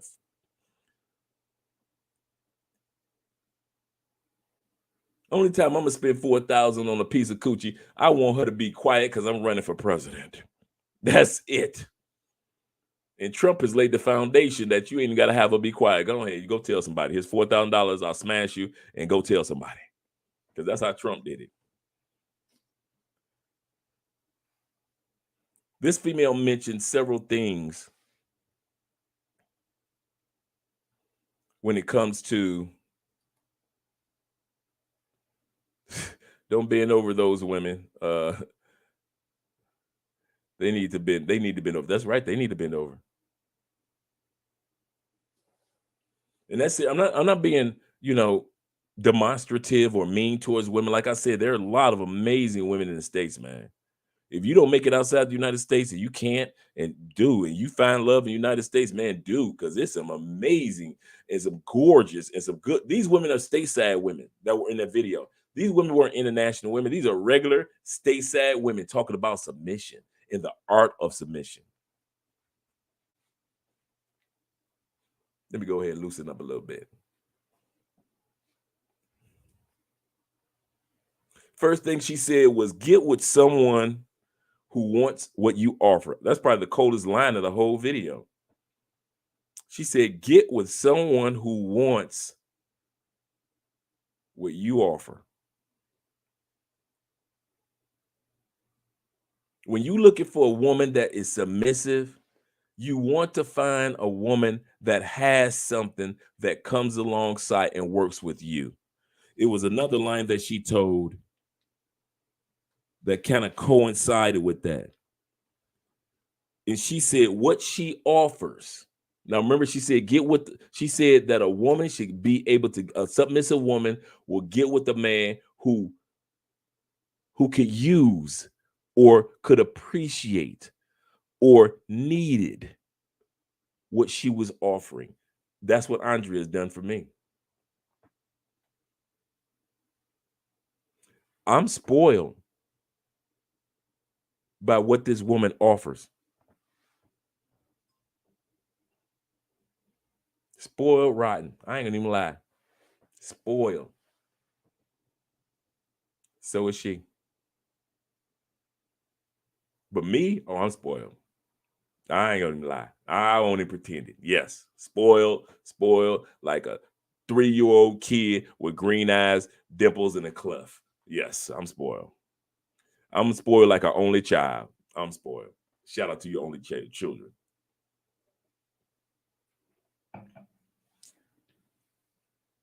But she said what she spoiled him with. She said she spoiled him with a better and easier life. She said what a submissive woman brings to you should make your life better and easier. Ask yourself, the chick that you fell in love with in DR, did she make your life better and easier? I didn't say make it easier. I didn't say make it better. I said better and easier, because that's what submissive women do. What about the chick that you fell in love with in Medellin? Does she make your life better and easier? Cartagena, is your life better and easier? If your life is just better, you might want to question who you with. If your life is just easier, you might want to question who you with.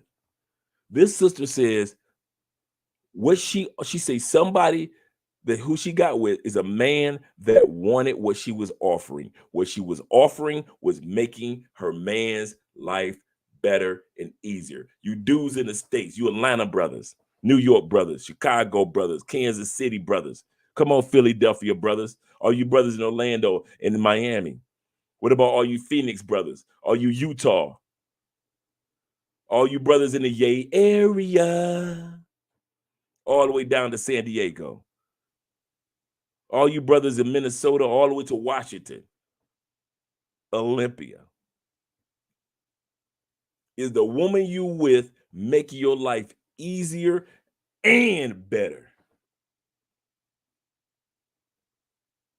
Because if she ain't, why you with her? Well, I'm only with her for the kids, dog. I got you on that one, brother. Because some of you brothers just riding it out until the kids get older. I got you. I'm with you on that, bro. I'm with you for real. I ain't gonna, for you brothers that's going, that's saying, you know, I'm gonna stick with it for the kids. I got you. I ain't gonna say nothing about it.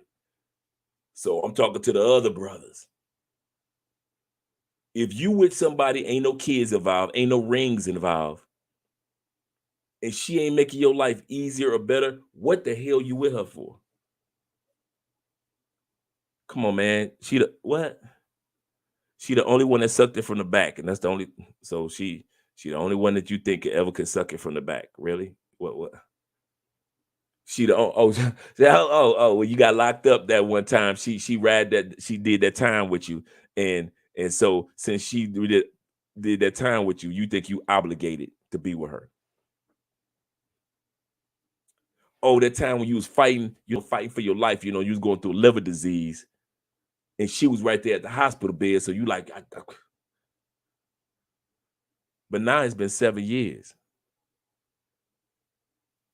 Is your life better and easier since that time she was with you in the hospital bed? If it ain't, why you still fucking with her? Some of you dudes, y'all should have been got your passports and moved on. You should have let that girl have her blessings. I did. You know how many good relationships do you know how many really good women I had to say no to in order to use my passport the correct way and live the life that I'm living? Do y'all think that this was easy to do? To look a gorgeous, sexy, successful, down to earth, and you know me, I like mixed women, multicultural sister who is the wildest one that I ever had at that time period. Look her in her face, deep into a relationship, and tell her, I don't think I'm going to ever live here. This is long before I met Andrea, maybe like 2 years before. That's alpha. Because I had balls to tell that person, I believe that I'm going to leave the United States and God is calling me to leave this country. Not only I have a better and easier life with Andrea, but I think some of you heard me tell this story. She's married, and the person back in the States, she's married now. Happy. And she's making somebody else's life easier and better.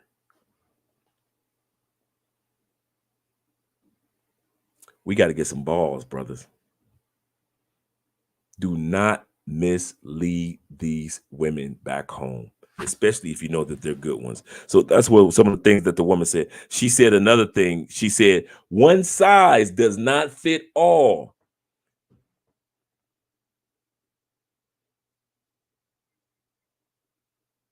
Just because you had one fine chick in DR that treated you good, that doesn't mean every fine chick in DR is going to treat you good. You got to find one that fits best for you. Andrea, I want one like you, Drake. No, you don't. You want one that's for you. You don't want one that's for me. You want one that's for you.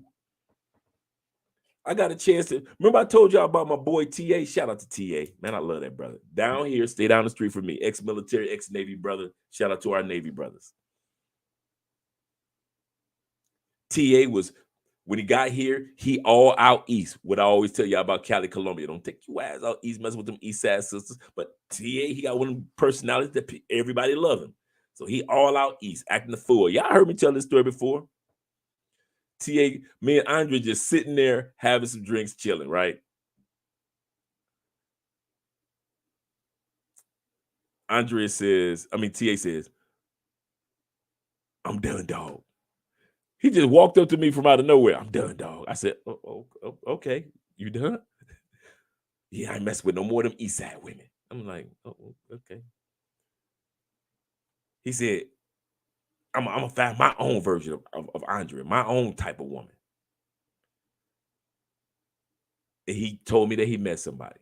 Very successful woman, comes from a very successful family. Young, gorgeous. Got a chance to meet her today.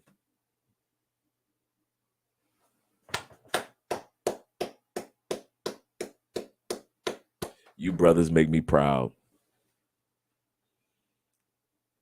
When you tap into the alpha who you are and not let beauty or sex control you, and you find the right women, you black brothers, man, you know how to pick them.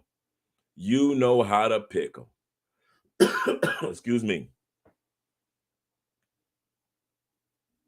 I've seen some sisters come down here. Some of the nicest guys I've ever met on the arm of some of these sisters down here that come from the States. Yeah, sisters from the States coming down here, meet some good dudes. I'm like, man, your dude cool. This could be. That's a good dude. I know.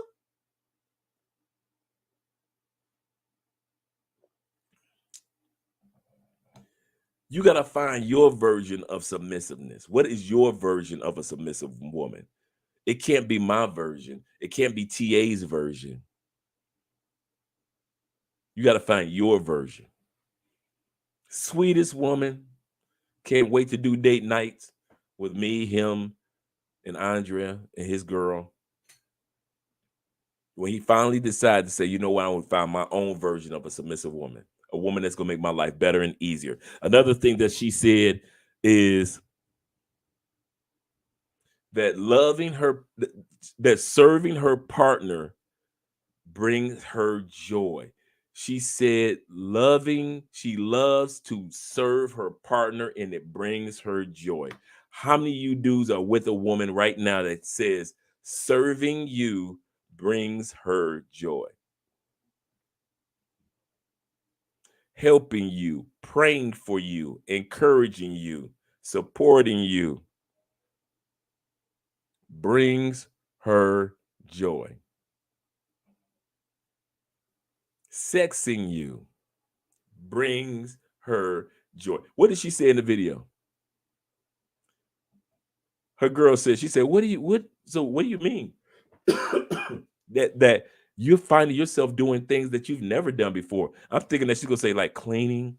I thought she was about to say something like, maybe I take him out to dinner when I never took a man out to dinner. She just went straight for it. She said, anal.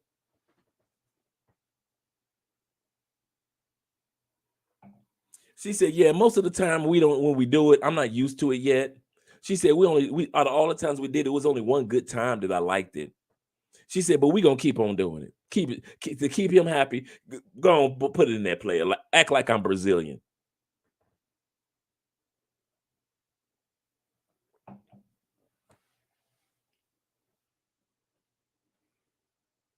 She went straight to the anal. Of the all Cali draws. Dre TA told me, yeah, told me like 3 hours not to, yeah. I love when you came down, Kings, man, because you got a chance to see how Cali is. Oh man, hey guys, when you get a chance, there is a magazine that's online, Where Men's Lux magazine, man. These guys are doing some great things out of Miami, showcasing the looks of African Americans, not only in the United States, but also around the world.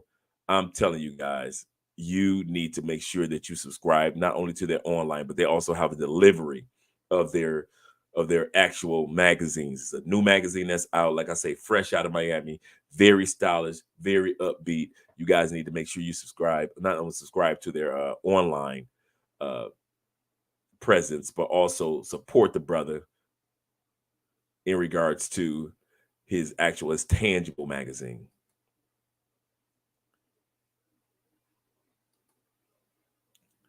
You can only get away with that if you were the president of the United States. Now, I know some dudes that get away with it that ain't even president. That's the crazy part.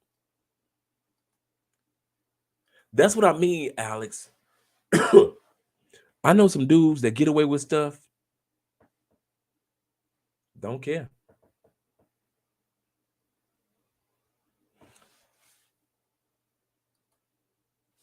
Down here in Colombia, the rule is for males and females, just don't put it in my face or my family face. That's all Colombians care about. Oh, these women cheating just as much as these men cheat. You guys know this. Just don't put it in my face or my family face. You down here, I told you one chick got flowers delivered to her house while her man was outside washing the car. He was the one that picked up the flowers that the sad dude sent. Guess who sent flowers again? The next weekend, the sad dude. Now, you know, me and you would have snapped off everything, would have been dead and stuffed in the trunk.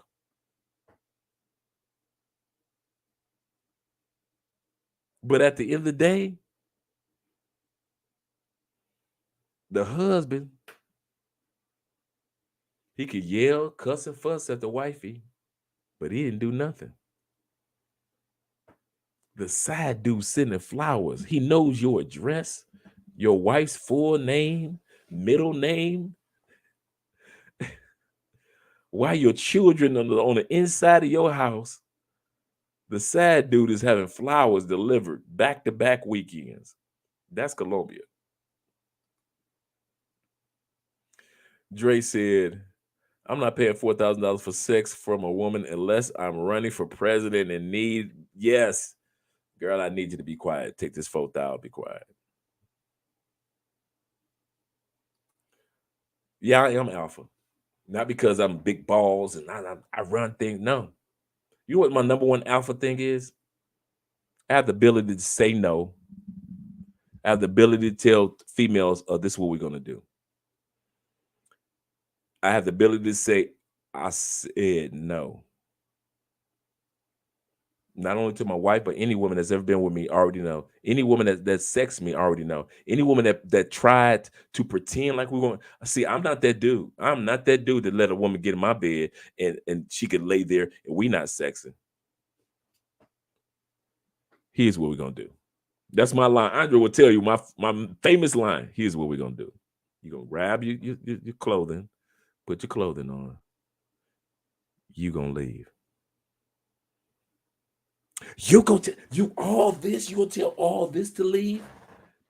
Yeah. Either you and sucking or leaving. Which one you doing?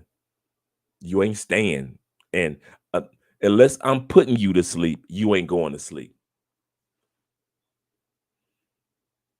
So I suggest you go ahead and rev up your little car and scoot on. Guess who was back the next night? Daddy, I'm sorry. Please. Please. Yeah, Dre got the whole family spoiled him. Yeah. Yeah. I deserve it. I'm a black man. I'm not a nigga. Black men deserve to be spoiled. All you black men in this group, all the hard work that you put in, all the patience that you have with yourself and others, all the issues that you deal with on a regular basis, all you, black men have to deal with not only white boys and the community, you got to deal with niggas too. Man, please, I ain't got nothing but respect for black men. We deserve to be spoiled. We deserve to be spoiled when we go to Africa. That's why we can walk around with our chest out. Listen, are we gonna smash tonight or what? Yeah, I was talking to both of y'all. Black men deserve that. Black men deserve to zoom to Thailand and get grits made. Black men deserve to be like one master teacher. One master teacher sit back and just tell you about all the places that he's been to around the world and enjoyed himself. The brother got his degrees. The brother built his money up. The brother's still building his money up. You got to respect it. You got to respect the Dennis Sperling to go to DR. How many brothers have we ever heard went to DR and started a business in a coffee region? And DR is the number one. He got me motivated. Like, I spent a month over there and I didn't even know you could take some of their coffee and build a business. I'm about to, Dennis, I need to talk to you.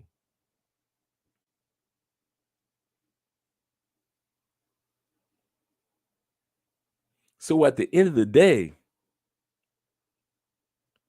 us black men, we deserve to be spoiled. And so does the women that spoil you. They deserve it. Notice that she asked her this question. She said, would you, I'm going to paraphrase it. Would you spoil a broke man? Define broke. I'm about to define your answer. Hell no.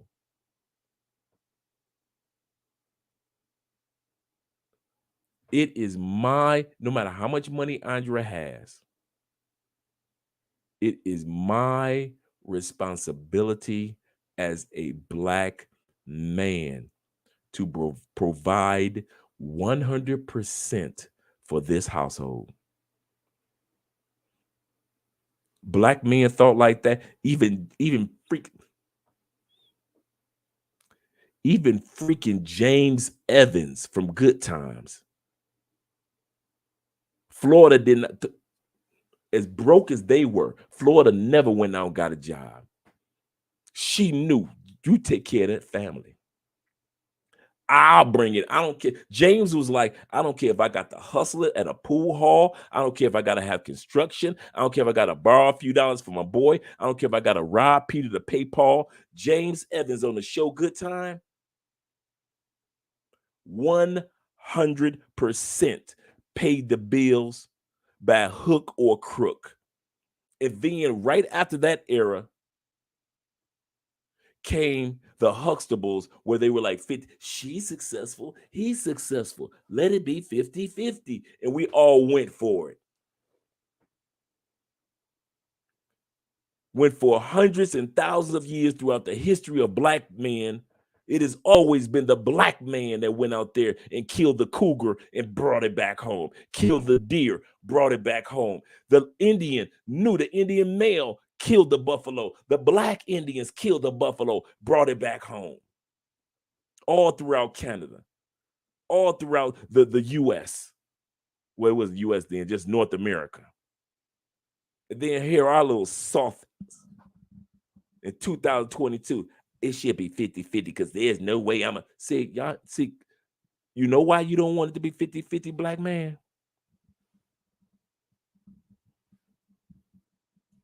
Because you sit back, you have continued to fall in love and have babies by women that were not worthy and women that weren't submissive. I bet you if black women were submissive like Florida Evans was, it wasn't nothing James wouldn't do.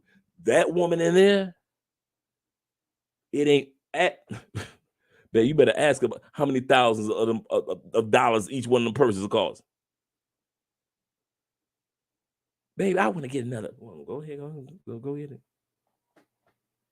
Make sure you give me some cologne. You know, I'm simple. Let's give me some cologne, right? I just bought a new pair of shoes for my first, like the last year. I'm simple, man. I like to stack money. I ain't no spender type dude, right?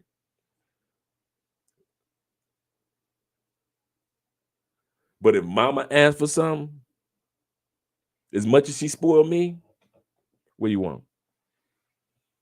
Because she's giving me the peace and the time, and we talked about that last week, to be able to accomplish what I couldn't accomplish with none of the women in the United States. Black women in the United States got 50 years of my life. 50 years. You telling me you couldn't get me to straighten up in 50? You telling me you could get me to be supportive in 50, half a century? You had half a century. I lived in countries, cities all over the United States. You telling me that you couldn't get one man, all you sisters couldn't get one man to act right in 50 years. And all it took was less than 50 months in Colombia. And this woman did what all you sisters couldn't do in the United States. And there's sisters here in Colombia that will do the same way for you, brothers. And you ain't even got to put 50 years in. There's sisters in DR, not the ones that you hang out with, but the other ones that will treat you like a king for the first time in your life. There's sisters in Africa right now that will sit back and their culture says, bow down to your man. You ain't never had nobody bow down to you for nothing. Nothing. And you still trying to resurrect them dead sisters in the United States. Leave them sisters alone. Them sisters want niggas, let them have niggas. And as for you black men, you earn the right to be spoiled. You earned it. After all we've been through, we earned the right to be spoiled. You don't need to spoil him. Why the hell not? Why shouldn't good black men be spoiled? You spoil niggas? Oh, black women, boy. Yeah. Ooh, if y'all can't spoil no, you spoil niggas more than you spoil your own kids. Black men don't get spoiled because we grind so much. So when we finally find somebody to spoil us, it takes us 3 or 4 years to get used to it. Man, I'm still trying to get used to the fact that my wife actually cooks. I'm like, man, you ain't gonna find a woman that's a corporate accountant and she's actually in there making meals too. I ain't used to that. If y'all think I done got used to that ease, dude, every time Andrea brings me a plate, it's like I'm seeing it for the first time. Don't think I'm sitting back like, yeah, bring it on. No, I'm not like that. No, I'm going to tell you the dang truth. I am not used to this. I'm used to that 50 years of bull that I put up with sisters in the United States that couldn't get me right because they didn't act right.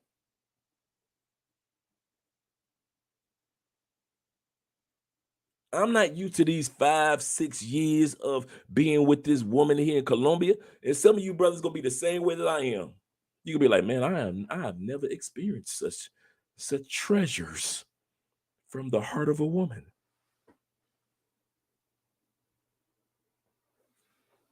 So that 50-50, that's for the States, bro. That's for the States.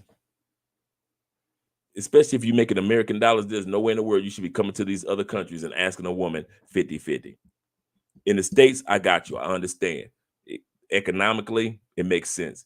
But once you use your passport and you decide to live outside the States, there is no way in hell you should be telling a female 50-50 ever again. Ever again. Andrea on her best month of making money does not equate to what I make in one day. So who am I to sit up here and tell this?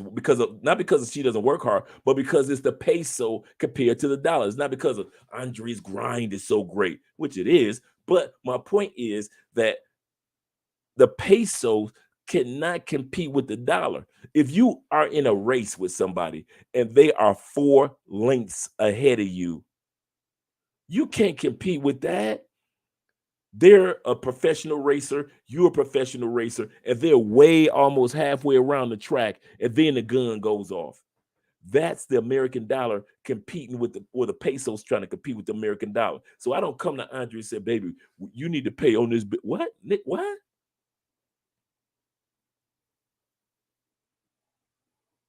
No, there is no 50-50. Get that out your head. Don't think that you're going to another country. I don't care if you're going to meet somebody in Europe or wherever. You need to get your money to the point where no matter what country, including the United States, that you don't have to go 50-50 with no woman, ever. You can't talk alpha talk if you're going 50-50. Out of here.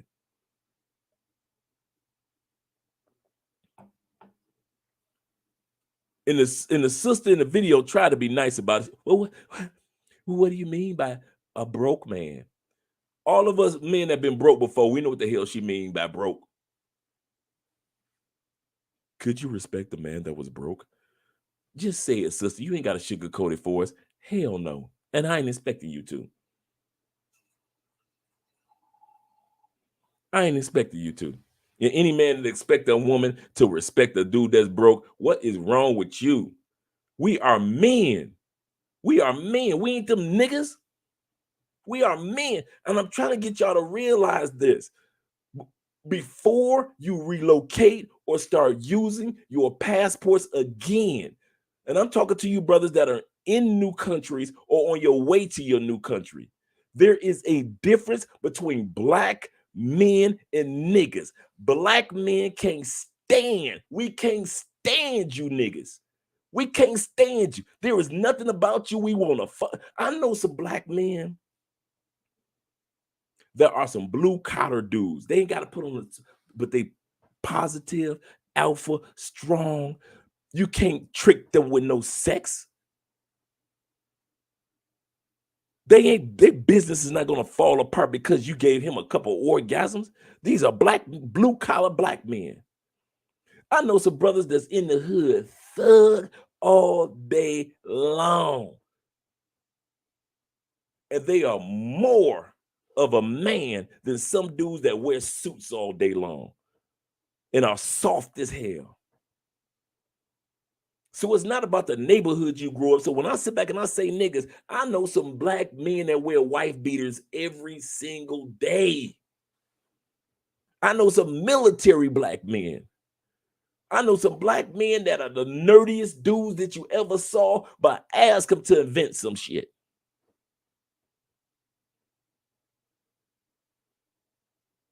And then you got you niggas. You fuck up everything. You fucked up DR. You niggas. It wasn't a black man that messed up DR. No. It wasn't black men that messed up Cartagena. Black men didn't get, not one black man has gotten drugged, from my knowledge, in Medellin. Now ask a nigga.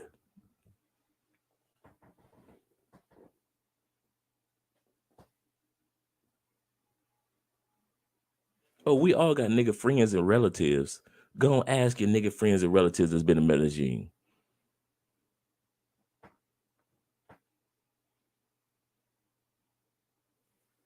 It's them niggas that keep getting drugged. Them niggas that keep getting robbed. See, us black men, we ain't trying to prove no point by going into neighborhoods that we ain't got no business going to. See, I survived the hoods because I was up in a barrio and I was with the real people. There's real people on the golf course in Medellin too. They just as real as the people in the barrio.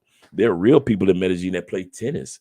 There are real people in that may have been raised in the barrios, but they actually are part of fundraisers and they're trying to create scholarships in this particular country. And they are part of Toastmasters in Colombia, and they're part of meetup.com in Colombia. Those are the real brothers and sisters. There are brothers and sisters in Medellin that play the guitar, that play the flute, that play all type of instruments, trumpets, everything.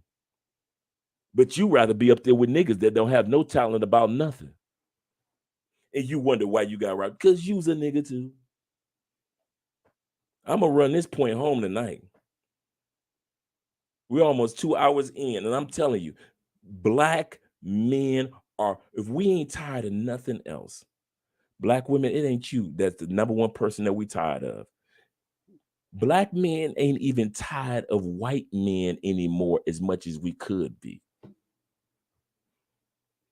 We so fucking tired of you niggas. You make us look bad. You are fucking embarrassing. You are shameful. You are idiotic. You ain't trying to change. You ain't trying to improve. You ain't trying to grow. Some of you niggas in your 60s. And you still do nigga shit. Some of you niggas was on that cruise ship. Y'all saw that video that went viral this weekend. 40, 50 niggas sitting up there fighting on a cruise ship in the ocean where anybody could have been thrown off. Niggas. I'm a black man. I've been on 5 cruises. Ain't never had none of that happen like that. But y'all let a nigga get on a boat. Let a nigga get on a plane. It's going to always be some shit. We tired of y'all. You are an embarrassment to black people throughout history. It was always you niggas that sat back. Why are we going to school? Why are we getting scholarships? We could do better than that. It was always you. You know what? And I remember when I was a nigga, because Ronald Reagan and all his cronies that was throwing drugs into the communities of black people didn't come to black people. No. Ronald Reagan and all his cronies did not come to black people to fuck up the communities with drugs. Not one black person messed up the community with drugs. It was us niggas that they came to. Here you go, niggas. Take these drugs. It was black people that in the same era of the 80s and 90s, where we were watching the episodes of A Different World, and it was Spelman and Morehouse and all these schools being represented by black people about going to college. And black people were enrolling in HBCU schools in record numbers, and us niggas, including me, out there acting a goddamn fool, destroying the communities. So don't think I don't know what it's like to be a nigga, because I was a nigga. And I had pride in being a nigga. Until a brother pulled my coattail and he said, you can't have both, Trey. And that's why I'm saying it to y'all tonight. You got a choice. You're going to be a black man with a passport or a nigga with a passport, but you cannot be both. Make up your goddamn mind what you going to be. Because black men, my point in saying all this is black men get submissive women.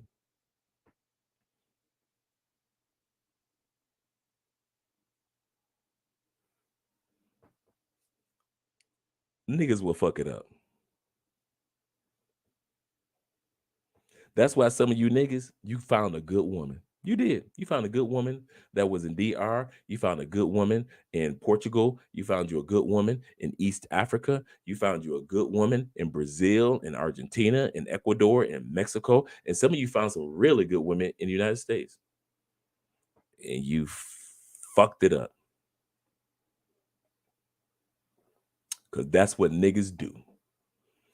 One thing that niggas do, and they do it the best.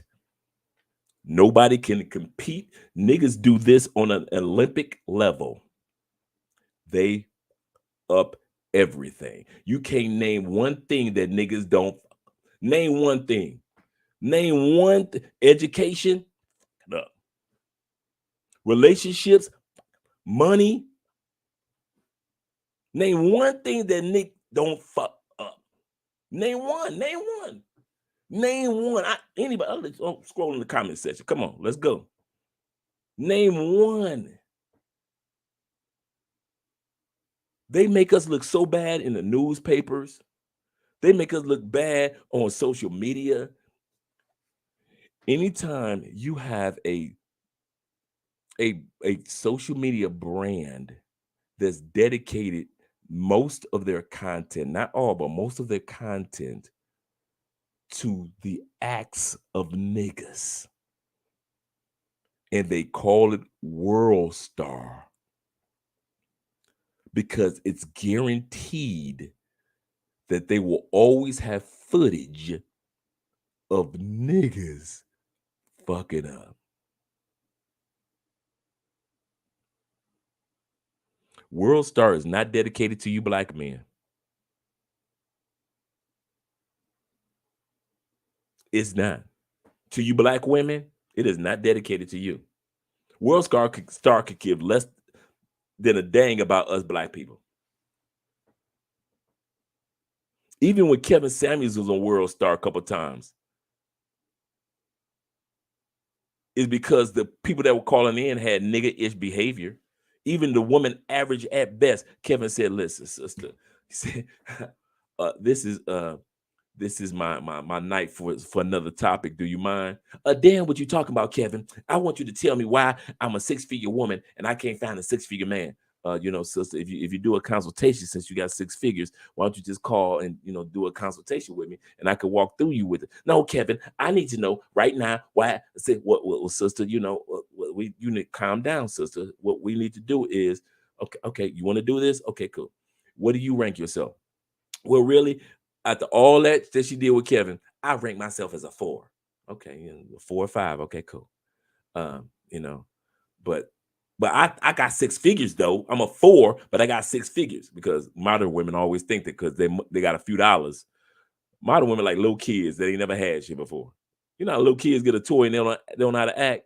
That's how modern women act like we're women, especially black women. No offense to my sisters, but the sisters that are now, they don't know how to act when it comes to when they got some money, they got a few dollars. And then statistically, like I said, most women ain't got no money. The average woman black woman is only making $37,000 a year. So all this big boss talk y'all talking about, who the hell y'all talking to? The people that don't know any better? Really? We are out here balling, we making money, we doing our thing. This is bullshit. Y'all ain't making no. So when y'all see these sisters talking about we bosses, we out here, Beyonce, we Meg Thee Stallion, we did this one and that. No, boo. You are not making Nicki Minaj's money. You are not. Most of y'all, no. Most of y'all, if you walk up to Nicki Minaj's, Nicki Minaj could pay you more than what you have in a year if you change her flat tire. If Nicki Minaj told you, yes, sister, change my flat tire, I'll pay you what you make it in a year. You sisters ain't making that money, so all that braggadocious, you ain't making no money, please. I don't know who y'all got food. Statistics say all y'all making $37,000 a year. The sad part, $37,000 is still in poverty. So let that go. If all you brothers just falling for it, oh, sister's balling out here, and the black woman is out here getting her degrees. No, the black woman is out there getting in college debt. Brothers, do not forget, I was an academic college recruiter for 20 years. Brothers, sisters are getting college debt more than they are getting college degrees. What do you mean, Andre? Meaning that they're enrolling in college. They're enrolling in academic programs. But most of them are not graduating, but you still have the debt to pay off. They're getting college debt more than they're getting college degrees. So while they got you food and we are Miss Divas, we are the queens. All right. First of all, you can't be a queen without being married. Throughout history, y'all need to stop telling sisters that lie. We got our black queens. What? Where? Most black women ain't even married. 85% of professional black women not even married. That got their degrees, that's making 6 figures. 85% will not get married in a lifetime.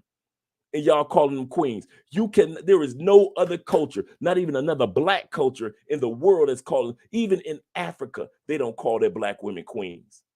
In Africa, you cannot be called a queen unless there is a king that you married, whether he is alive or passed on. Queen Elizabeth, whitest of all white women in the world, is a queen. Why? Because she married a king. But y'all, only African Americans are running around telling people that's twerking and patting their hair with bonnets and going into Walmart with slippers on and pajamas. And these are your queens. You out your rabbit. Man, stop these lies. I wish somebody would finally tell us as black. Oh, that's me. That's what I'm doing. Telling black people, telling black men, stop repeating what niggas say. Niggas call them queens, and now we call them queens. Niggas was calling them queens. Oh, my black queen, my black sister. I take that. That's my, my black sister. And even this is the funny part, only in the United States that term brother and sister is used. Can anybody here, when you came to Brazil, did you see any Afro-Brazilians calling each other brothers and sisters? No. Okay, what about the Afro-Colombians? Do they? I know they got to be doing it. They don't call themselves brothers and sisters either. Okay. Well, okay, got to be doing it in Africa. Anybody that's been to the continent of Africa, are they running around calling each other brother and sister? Oh, they don't? Nope. Like Alex said, no. The only ones that follow some niggas that niggas came up with and start calling each other brother and sister are black people in the United States. So now you got a passport. All that calling sisters queens, get the fuck out of here. All that calling brothers kings, I ain't nobody king. I am not a king of nothing. No, we used to be kings. No. Okay, let's get this one out the way. It was called the Atlantic Slave Trade. It wasn't the Atlantic Slave Kidnapping, thievery, robbery, selfishness. It was called trade. What do you do when you trade something? You got something? I got something. Let's trade.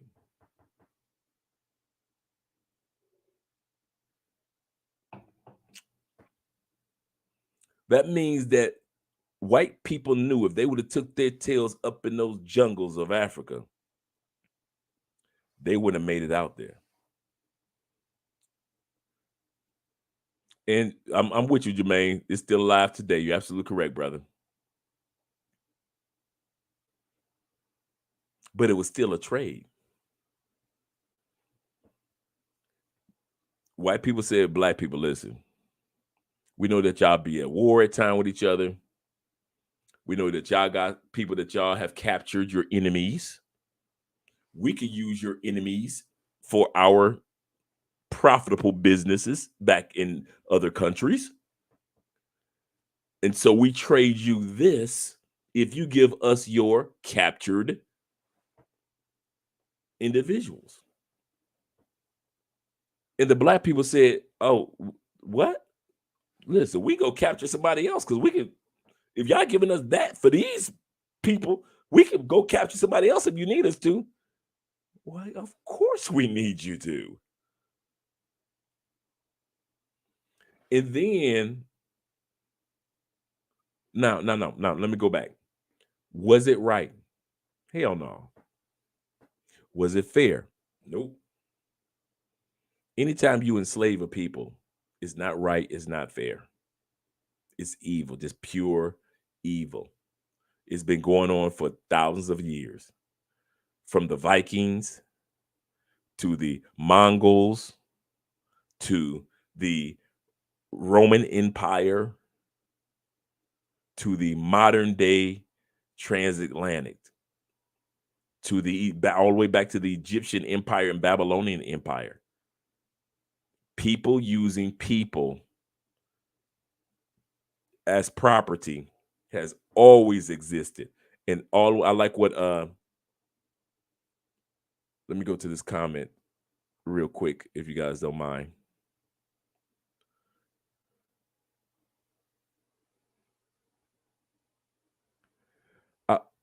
I like what, shout out to Charles being here.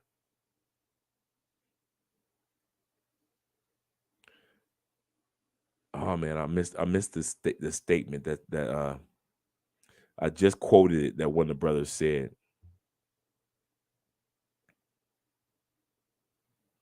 He said the Atlantic slave trade still exists today. Absolutely correct. It's never, whether it was for prostitution. Yeah, I know this episode is going to be demonetized, whether it was for prostitution, whether it was for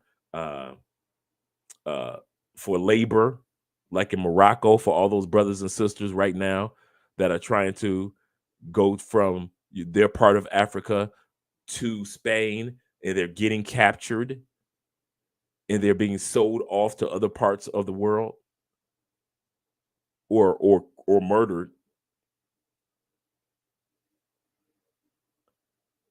It still exists. It always existed, and it never stopped.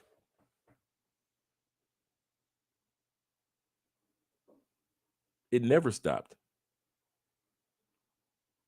Just because it's not as in our face on this side of the world, it still exists. So at the end of the day, he's absolutely correct. It never stopped. Now, Blake says, shout out to Blake, what was traded though? I don't know. I haven't gone and did my homework in regards to what the Africans receive. And that's a good question. And questions like that make me do my homework. I don't know what was traded for. I know some things that were traded. They did the same thing to the Indians. So it's not like the first time Spaniards and white people and Europeans have traded something. Here, take this. Take these few trinkets, or take these guns, or take this, whatever it may be. Capture more of your enemies and sell them to us. So I'll research that. But it was a trade. We know that much. It wasn't white people going up in there in the jungles and just capturing black people and just putting them on boats. Not for the most part. Not in the beginning. And even if they did do that,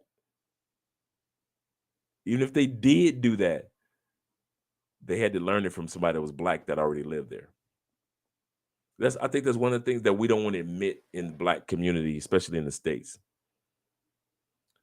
Not every culture in Africa was on our side when it came to the trade. Did you know, on record, in the United States, the first slave owner in the United States was black? Up north. Slavery, when it first started in the United States, it was a 7-year indentured servitude. Just 7 years. It was like, hey, we got some sugar. Hey, let's give us a couple of little service for 7 years. The first one that legally owned a slave in the United States of America was a brother who bought another brother for 7 years of servitude. It wasn't like, it didn't start off as a lifetime of, it was start off just really just subtle. You know, a lot of times they do things subtly, and now every Marvel movie got LGBTQ, you know, that's how it is now. That's how slavery was. It was subtle in the beginning.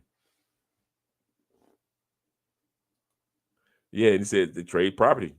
Things that the Africans thought that they needed. Okay, where can I find a video of 2 young ladies from earlier? I would actually, and I wanted to do this anyway, so I'm going to put this there. I saved them because I wanted to put their video. Let me get a second, guys, because I'm pulling up their video so you guys can have the inner link, because it was. But like, as far as like the closest, it was very informative. Child is like the love I feel. Very, very informative. So I'm going to put the link in the comment section.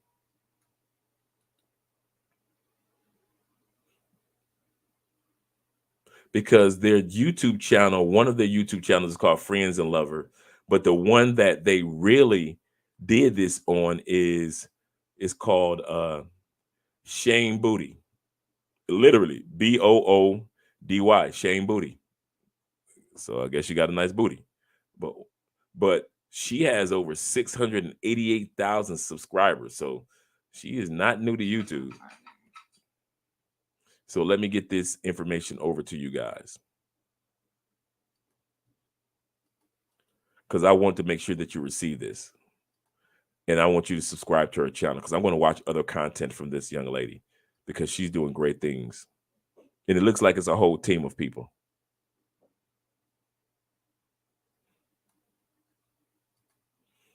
Even says, I will fall back. I don't want to step on anyone's toes. Okay. It said what was traded depends on what was European figure to, because we all know the slave trade started, first of all, in Portugal. And then, you know, it moved from there. The modern day slavery. Remember, I think that's the thing that we fail to remember. Shout out to Wayne. That's one of the things that we fail to remember. It has been around a long time before our experience. There are Jews that can talk about their experience. There are people that were of European and East Africa, North African descent, that could talk about their experience during the Roman Empire. Rome was like this. We all remember. Come on, let's stop acting brand new. Rome was set up like this. If you wasn't Roman, you were a slave. Cut and dry. They did literally cut it dry. If you didn't have any type of Roman blood, excuse me, or you were like written into Romanhood, in other words, I know I'm paraphrasing, you were a slave. Everybody in the world, every part that they conquered was considered Roman slave. You could be, I don't care if you're a governor, a leader of a part that Rome conquered. If Rome conquered it and they decided that judge or leader or king or emperor, if they decide, we need you as a slave, you were a slave in Rome. If you were not a citizen of Rome, you were literally considered a slave of Rome. Now, did they treat everybody as a slave? Not necessarily all the time, but most of the time, yes, Rome did. We have to stop acting like our experience of in servitude was the only and the worst of all time. Ours was hella bad, horrific. So were the ones that were taking place in Rome, the ones that took place in Babylon, the ones that took place for 400 years in Egypt with the Jews. That's how we got all the pyramids built. The ones that took place right now in Morocco. You think those brothers and sisters that's going through what they're going through, trying to make a better life for themselves by trying to get to Spain or get to Italy or get to Portugal, get captured and get caught in the net of Morocco, and they get shipped around the world in servitude? You think their pain is not as bad as our pain was less than 400 years ago? So our slavery and our whoopings and our pains that we went through, the brothers and sisters today going through it in other countries, theirs is not that bad. Their whips are not as harsh as when we were getting whipped. That's another lie that I'm tired of Black people telling. Trying to act like our experience of in servitude was the only or the worst of all time. And then come to find out, once I started traveling, that only 4 to 6% of all slaves even made it to the United States. You sold me for 50 years the idea as if most of the ships went to the United States. And I get here and I find out that only 6% of the ships even went to the United States. You dirty motherfuckers. Y'all could have told us the truth, at least on the percentage, and we could have knew about our Afro-Colombian brothers while we were in the United States. We could have understood the plight of our Afro-Brazilian brothers, the Afro-Peruvian brothers. We'd have understood that. We'd have understood the Afro-Cuban brothers a lot more, and the Afro-Dominican brothers. It took us getting passports to learn that you lied to us. And I'm not talking about white people. I'm talking about black people. Didn't tell us that only 6% of the ships even made. Is it just me? I thought all the dang ships dang near made to United States. A couple of them sprinkled went to Hades. A couple of them went to the islands like Jamaica and DR, and sprinkle a couple of them off into Trinidad, Cuba. A few of them went to Brazil. And come to find out that Cartagena was the New York Stock Exchange of the ships. If you wanted to order your ships, you had to go to Cartagena, Colombia to order your ships to go anywhere. You had to barter your ships in Cartagena. They got us thinking it's somewhere in New York where all the negotiations took place.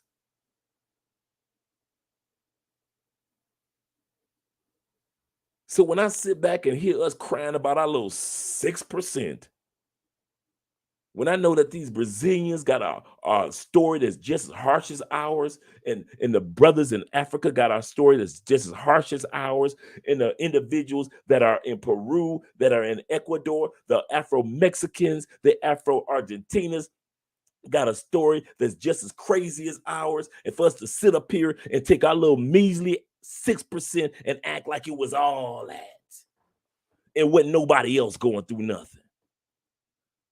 Or we act like nobody else in history has ever felt like the Moroccan, like the brothers that's captured right now in Morocco right now, like the pain of enslavement for them, it's not as bad as what we were enslaved.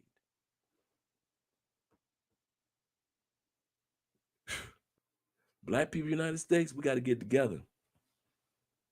And that's why I keep saying there's a difference between black people and niggas, because niggas think they know everything, and black men and black women are always learning. We're always learning. Even when we think we know something, we're always learning. Niggas, you can't tell nothing to them because they always think they know every damn thing there is. You can't tell, nigga, that's a flat tire. Nah, man, I can ride that for about a good 23 more miles. Oh, that's a flat tire, bro.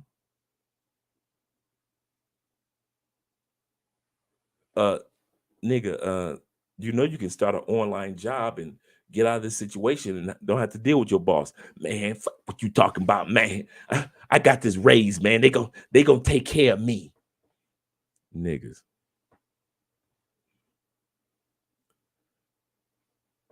Dog, where you coming from? Man, my baby mama called the police on me again, man. She be tripping, man. She be tripping on me. I'm a black man. I don't go to jail for baby mama issues. Niggas do. When are we gonna come to the conclusion, black people, could y'all do, if y'all gave me one Christmas gift early, you know how we always say Christmas in July? Give me one Christmas gift. Stop listening to niggas. Stop listening to niggas. Niggas will have you still in the States without, and I mean sisters. Stop listening to those sisters that don't want to do, don't want to be, don't want you to. Stop listening to sisters that get jealous every time you find a good man and they talk you out of having a good man. Stop listening to them. Brothers, Stop only reading American history of our experience. Start reading the global history of our experience. If you give a dang about Africans, learn the whole transatlantic story, not that little measly 6% that you continue to learn and you think that it was all that happened.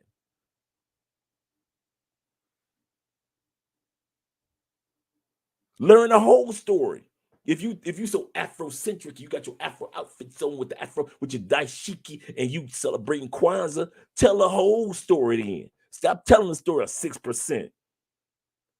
Who the hell wants 6% of a car? Do you want 6% of a pair of Jordans? Okay, I'm gonna sell you 6% of your house.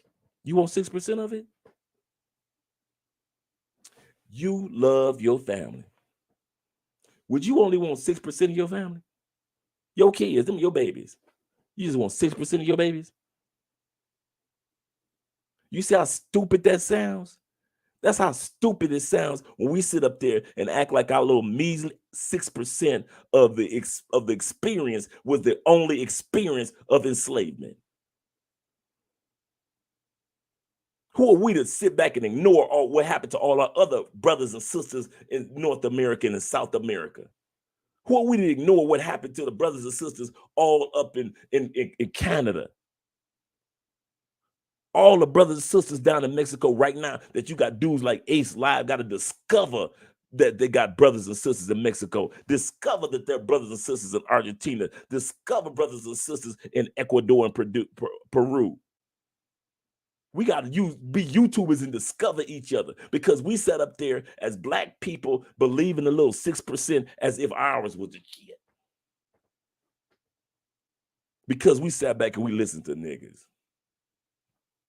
Niggas in suits, niggas with big words, but they were still niggas. Boy, you Black people, boy, us Black people gonna learn. We learning now. Another thing that, because I'm 30 more minutes, guys. Give me 30 minutes. We're gonna shut it down.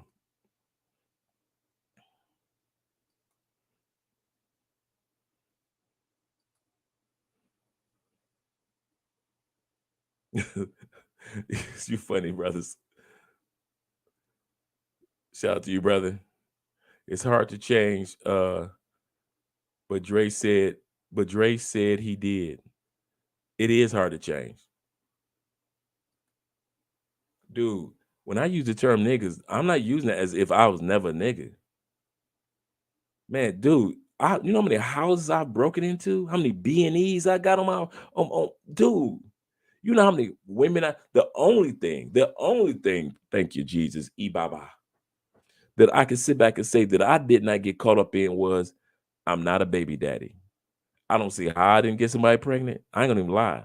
It's like Obama said, Obama said, I ain't never see why I ain't get caught for a crime. And now I'm president. I'm the same way. I don't see how. That's the one area of all the areas of niggerdom I did not get caught up in. I didn't got no kids.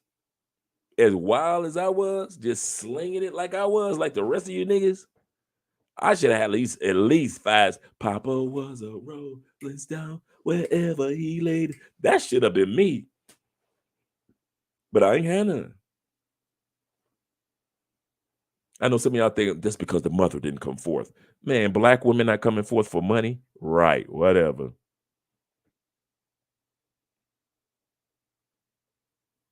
So I know what it's like to go through the nigga's stage of life and come out the other side as a Black man. Malcolm did it. Started as a nigga, came out as a Black man. A lot of us have. You think about your past. See, they see us in suits and clean, or they see us, you working, blue collar brother, you working, you doing your thing, construction, or you doing electrician, and they think that we always been like this. They think you always been a good mechanic, making you good money with your own shop. Oh, I remember you was a nigga. You was out there breaking the houses with me, stealing tires. Man, police out there stealing tires, pickpocketing, shoplifting. Don't even need to shoplift. Just out there shoplifting, telling every lie you can imagine to every female you can imagine. Man, I would tell so many lies to women. Man, I told lies I didn't even remember. She had to remind me that, you just lied. What lie are you talking about, girl? You tripping. I was 1000% nigga. Guns everywhere. I got my little girlfriends. I'm teaching them how to shoot guns. All guns are legal. Ain't nothing legal about them.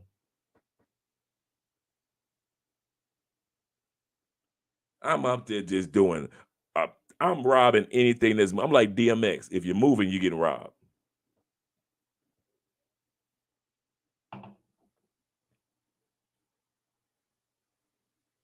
I mean, listen. Officer, there he is. And he was tall. What's up, that guy? So I know what it's like to be a nigga. And the problem was, I didn't even like it. Yeah. Yeah, Kenny, I was out there acting like a fool. Didn't care. As long as the money was good, as long as the red money was good, I didn't have to make green money. As long as I was making red money, I ain't give a dang. I was out there doing the New Jack City era. See, a lot of people forget the actual book of New Jack City was written, excuse me, by a New Yorker who came to Detroit. All that whole movie, the whole book, the whole screenwriting was Detroit. In the book, in the screenplay, he transferred it to as if it was New York. No, all that out, dude. You know how many cut up girls I used to? Okay. We used to date cut up girls. They didn't even say that in the movie. Cut up girls were the girls that cut up after high school. When we left, like once they get out of school, they would go and cut up. They would go to the chamber spots, their buildings. These dudes had the whole buildings. And they would go cut up. And you would sit back and say, man, I'm dating a cut up girl because they made so much money. They were out there selling. There were cut up girls that was making more money than a dealer. They were cut up girl. You see your cut up girlfriend, or you see a cut up girl, let's say in the 9th grade. She ran by. This when the Suzuki Samurais came out. She in the 9th grade. How the hell she in the 9th grade? She got a Suzuki Samurai. You know how many cut up girlfriends I had? Let me ride in their little scooter. They remember the big scooter, the Helix. Cut up girls. The Chamber brothers that they actually came and made the story about. These were two brothers that they family moved to Detroit, and they were from Arkansas. They're in the feds. They're still in the feds right now. So I was out there wilding. I know what it's like. That's what my point is.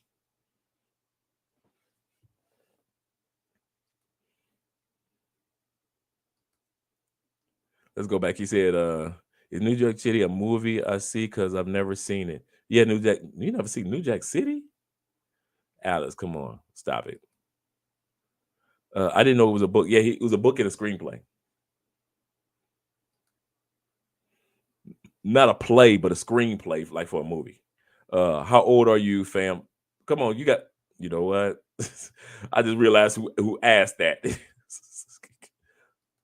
Felicia said, hit that like button. Hit that like button, brothers. We got 20 more minutes before we get up out of here. Okay, the ladies also said this. Create a space of peace for your man. Create a space of peace for your man. That's what you're looking for in a woman. You're looking for a woman. Shout out to my man. Let me go this way. You're looking for a woman that will be able to give you a peace of mind, man, to be able to be creative. Or for some of you guys that are retired and you just want to chill. Brazil was the last country in America to liberate their enslaved people. Unfortunately, Argentina committed genocide despite ending the practice a decade before the U.S. I can agree with that. I can believe that, Charles. It's sad, but I could agree with that 1%. I was told, shout out to Brooklyn Tail. I just want to, Brooklyn Tall, my bad, brother. Brooklyn Tall. Shout out to Brooklyn itself. I got a few friends that are from that area, close friends. And thank you for the super chat, brother. I didn't forget you. I was told by an American my opinion didn't count because I wasn't American.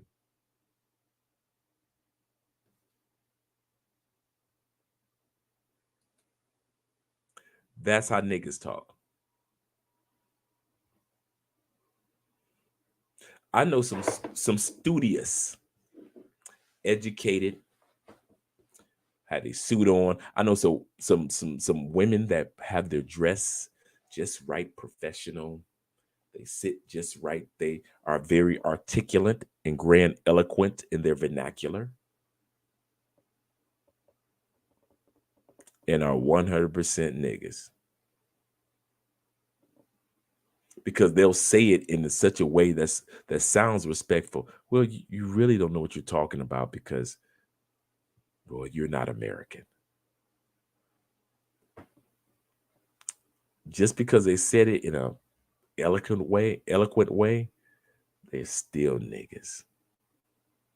Anytime somebody try to shut you down by using the however, because, however, we like your opinion, however.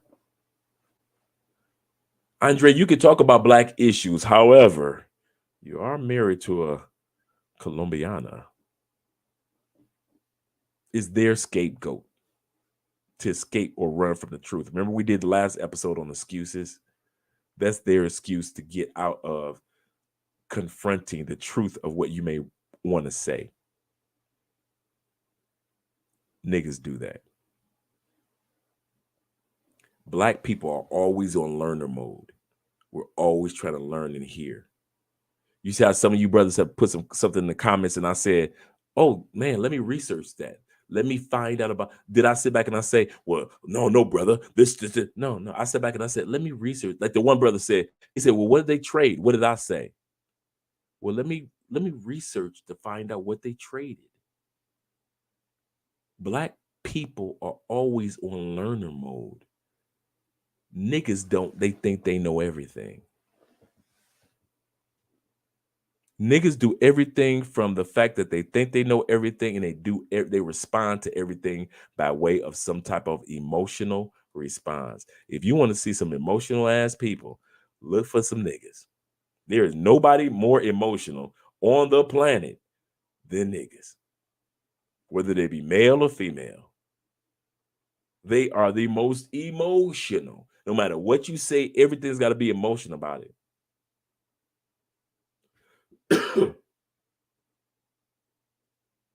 Everything. Let's scroll down further.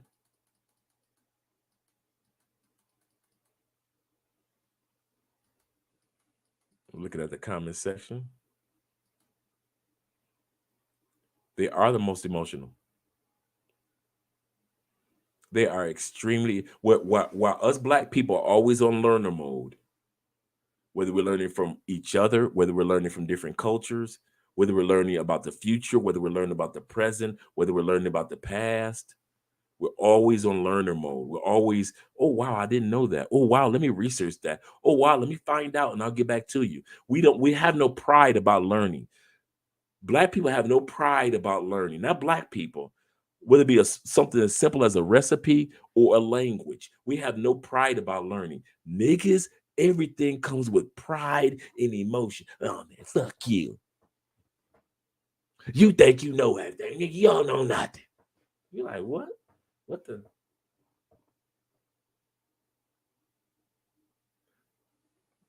Niggas always want to look for a nigga moment that's of confrontation.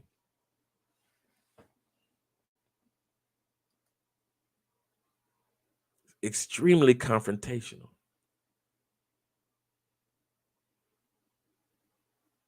In that video of the black people on the cruise ship this past weekend, from the information that we received, the dude was cheating, or so-called cheating, with some chick that was on the cruise ship. Instead of confronting her man, all mayhem ensued. I don't know about y'all, but was she sleeping with 60 people for a fight of 60 people to ensue? No. She just so happened to be sleeping with a man that came from a family of niggas. And he just so happened to be sleeping with a woman that came from a family of niggas. And two nigga families gonna start a fight on a cruise ship.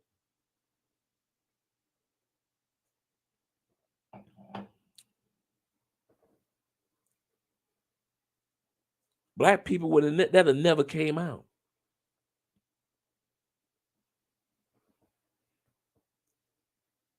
Black women are like this.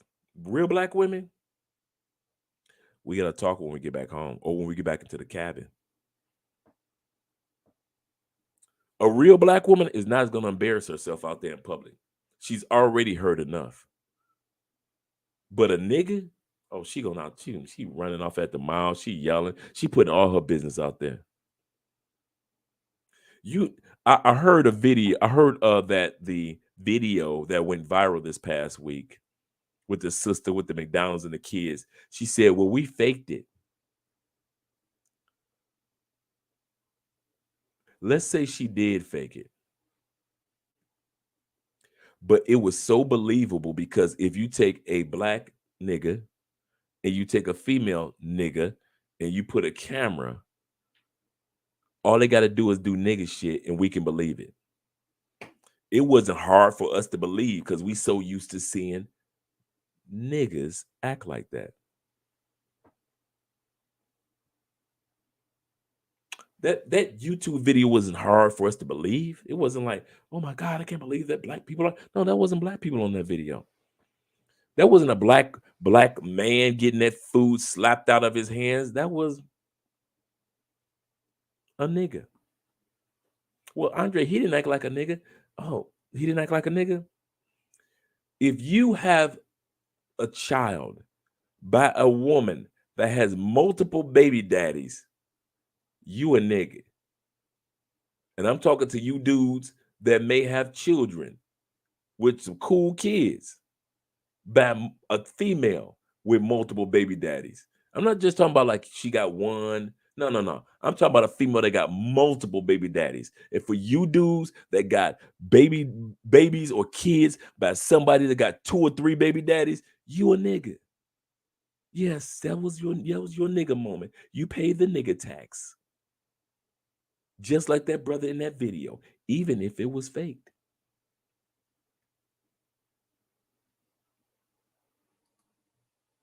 Look at my comment and tell me you don't agree. Let's see that guy.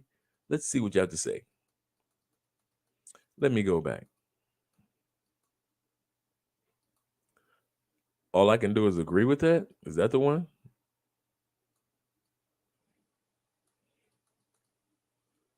Okay, let's see if this is one. A man is a man no matter, no. If you're black or white. Oh, yeah, that's true. What makes a man is the way that you act. True. And handle the situations that you that you are handled, that you are handed. I think you were about to say handed, that you are handed in life. 100%. I agree with that. Can't deny that. That's manhood. How you handle situations. That's alpha manhood. How you handle situations. Remember, I mentioned to you guys last week, I never focus on the problems. I focus on solutions 100%. There is no problem I've ever had when I discovered that I could focus on the solutions and actually solve those problems. You nailed it there, Dre. Women will allow you to be creative. That's what I need. Absolutely correct. Felicia put the information out there. If you guys are still interested in any form of consultation, make sure that you guys reach out to me by way of the email. We've got 11 more minutes.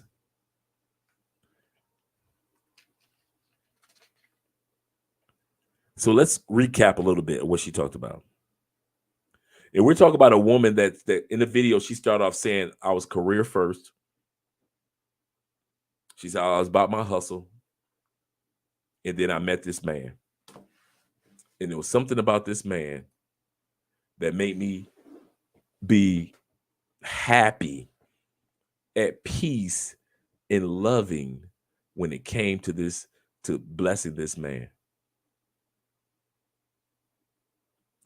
She said that I rub his back to sleep. Andrea doesn't do that every night. But I've had moments where she just rub a brother out.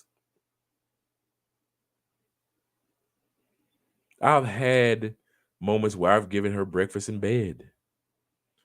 And I've had many mornings where Andrea will come in there with the tray with a cup of coffee and breakfast and everything. And I'm thinking that she still knocked out and she'll wake me up, babe, breakfast.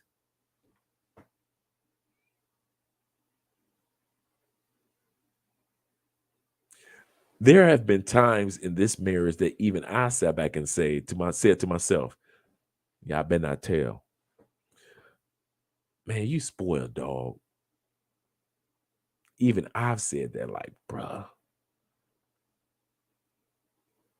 Until I embrace the fact that only good men that have treated life better get treated like this.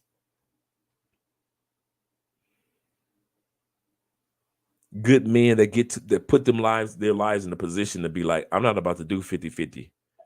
I'm about to put my life in a position to where no woman has to put her 50 in. See, y'all scared because the United States remember I said last week, United States keep you in fear of everything. Why should I pay all the bills? If you had a woman that was sexy as those women, it would spoil you like those women. Do you think it will be worth paying these few extra bills? And if you don't trust the system of the United States,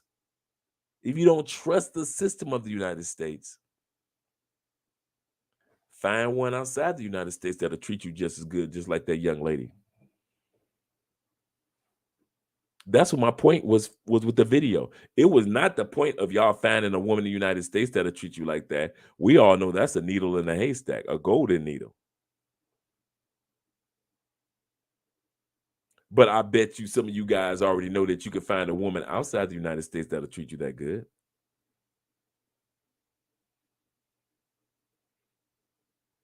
So guys, embrace the beauty of being a black man. And if you're not black, embrace the beauty of being a good man. And when you use your passport, the type of women like these young ladies will gravitate to you. I loved it when the female said, she said, well, what do you mean by you do things that you've never done before?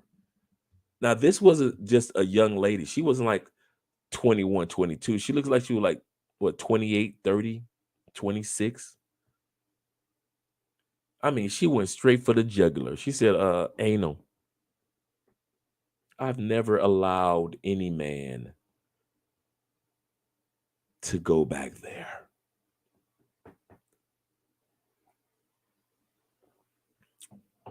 But one of my ways of spoiling my man is with that intimacy. And if doing it his way allows him to have peace, she like, even if I don't like it but one time, I'm with that. This is the funny part. You got brothers like Will Smith will never be able to talk like that. Can we sit back and say that was there any time in the history of the Smith family that Jada said, I'm going to sit back and bring peace to this man? Oh, she's 36. Thank you very much, brother. Yeah, she does look 21. I love the fact that she was honest. I love the fact that the other young lady, she said, well, I like to be degraded during sex. I like my man to talk that talk. I like my man to be talking nasty and doing nasty stuff. These women feel at peace with allowing their men to enjoy the peace that they offer.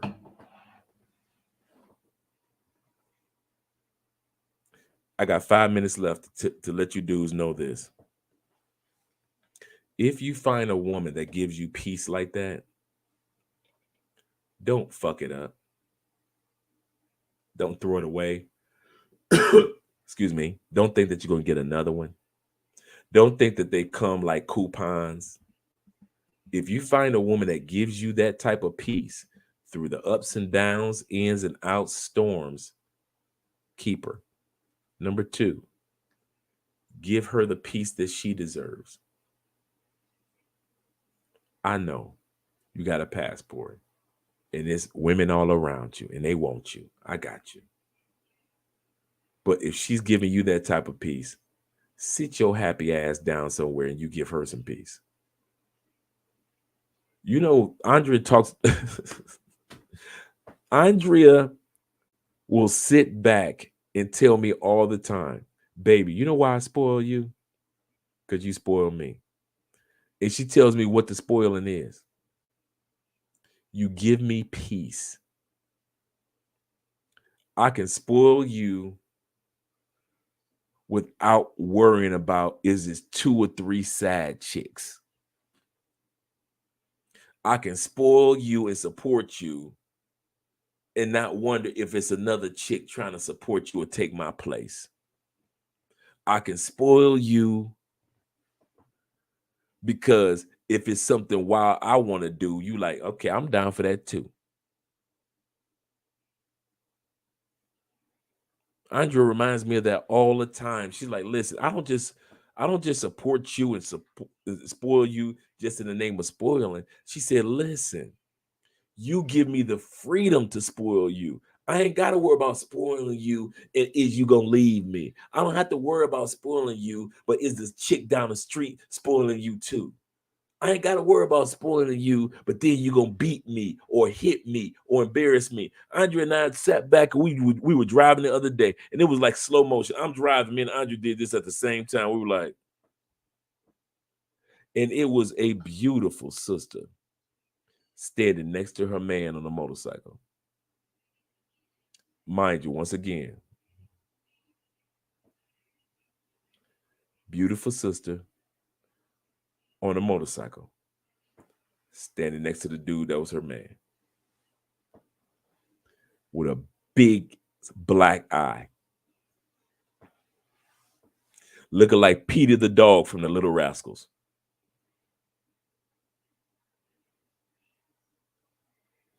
The reason why Andrea spoils me, because she ain't never got to worry about there will ever be a day with my wife walking around looking like Petey the dog from the Little Rascals. Your woman might get lumps upside the head and busted lips and y'all walking holding hands. But as for me, I ain't never been that dude. See, ain't no female got that authority over me. I'm a black man. You a nigga. Niggas beat on women. Black men, girl, you got to go. See, you niggas go to jail for that. Black man ain't never been to jail for beating on no woman. Never. Now, you got black men that have been to jail for false accusations, yes. But for actually hitting, black men don't do that. There's not a black man in the history of black men that have ever hit a woman. No, you niggas do. You niggas, because you have to use your physical bravado to think that you could put her in her place of control. And I'm talking about in other countries. We hit our women here. Go ahead, hit on, brother. That's a nigga move. I don't care how much you want to say it. We smack our women in this country. Smack on, brother. It's still a nigga move, no matter what you want to say. Why? Because I'm a black man. I ain't got to smack no damn body. You get replaced. I wish the hell I would waste my time smacking on a chick. Smacking a woman around. You gonna respect me. What? You ain't, don't respect me. Leave me. Leave me. You replaceable. You are a douche. You are a douche chick. Man, you know how many douche chicks I done had? They disposable like tampons. You crazy. And I'm talking about hot tampons. Beautiful, gorgeous, sexy tampon chicks. You replace them. You don't hit them. You insecure ass Negroes sitting up there beating old women into submission. You gonna respect me. You sat up there and told my mama about the time I lost my job. You gonna respect what? What? Okay. If you think that y'all must think that I believe that in the 3 to 4 years that we've been doing this channel, not one of you mother have been doing domestic violence on a woman. Ain't none of y'all ever hit a woman. Ain't none of y'all hitting on women right now, even as we speak. Ain't none of y'all out of all of thousands, 100,000 people. Then it's another 3,000 people on this channel. Another 1,000+ people on Andre's channel. You trying to be telling me ain't none of y'all ain't put your hands this week, this month. Ain't none of y'all ain't put your hand on no female. Never, no, never. You lying mother. You gotta stop doing nigga moves.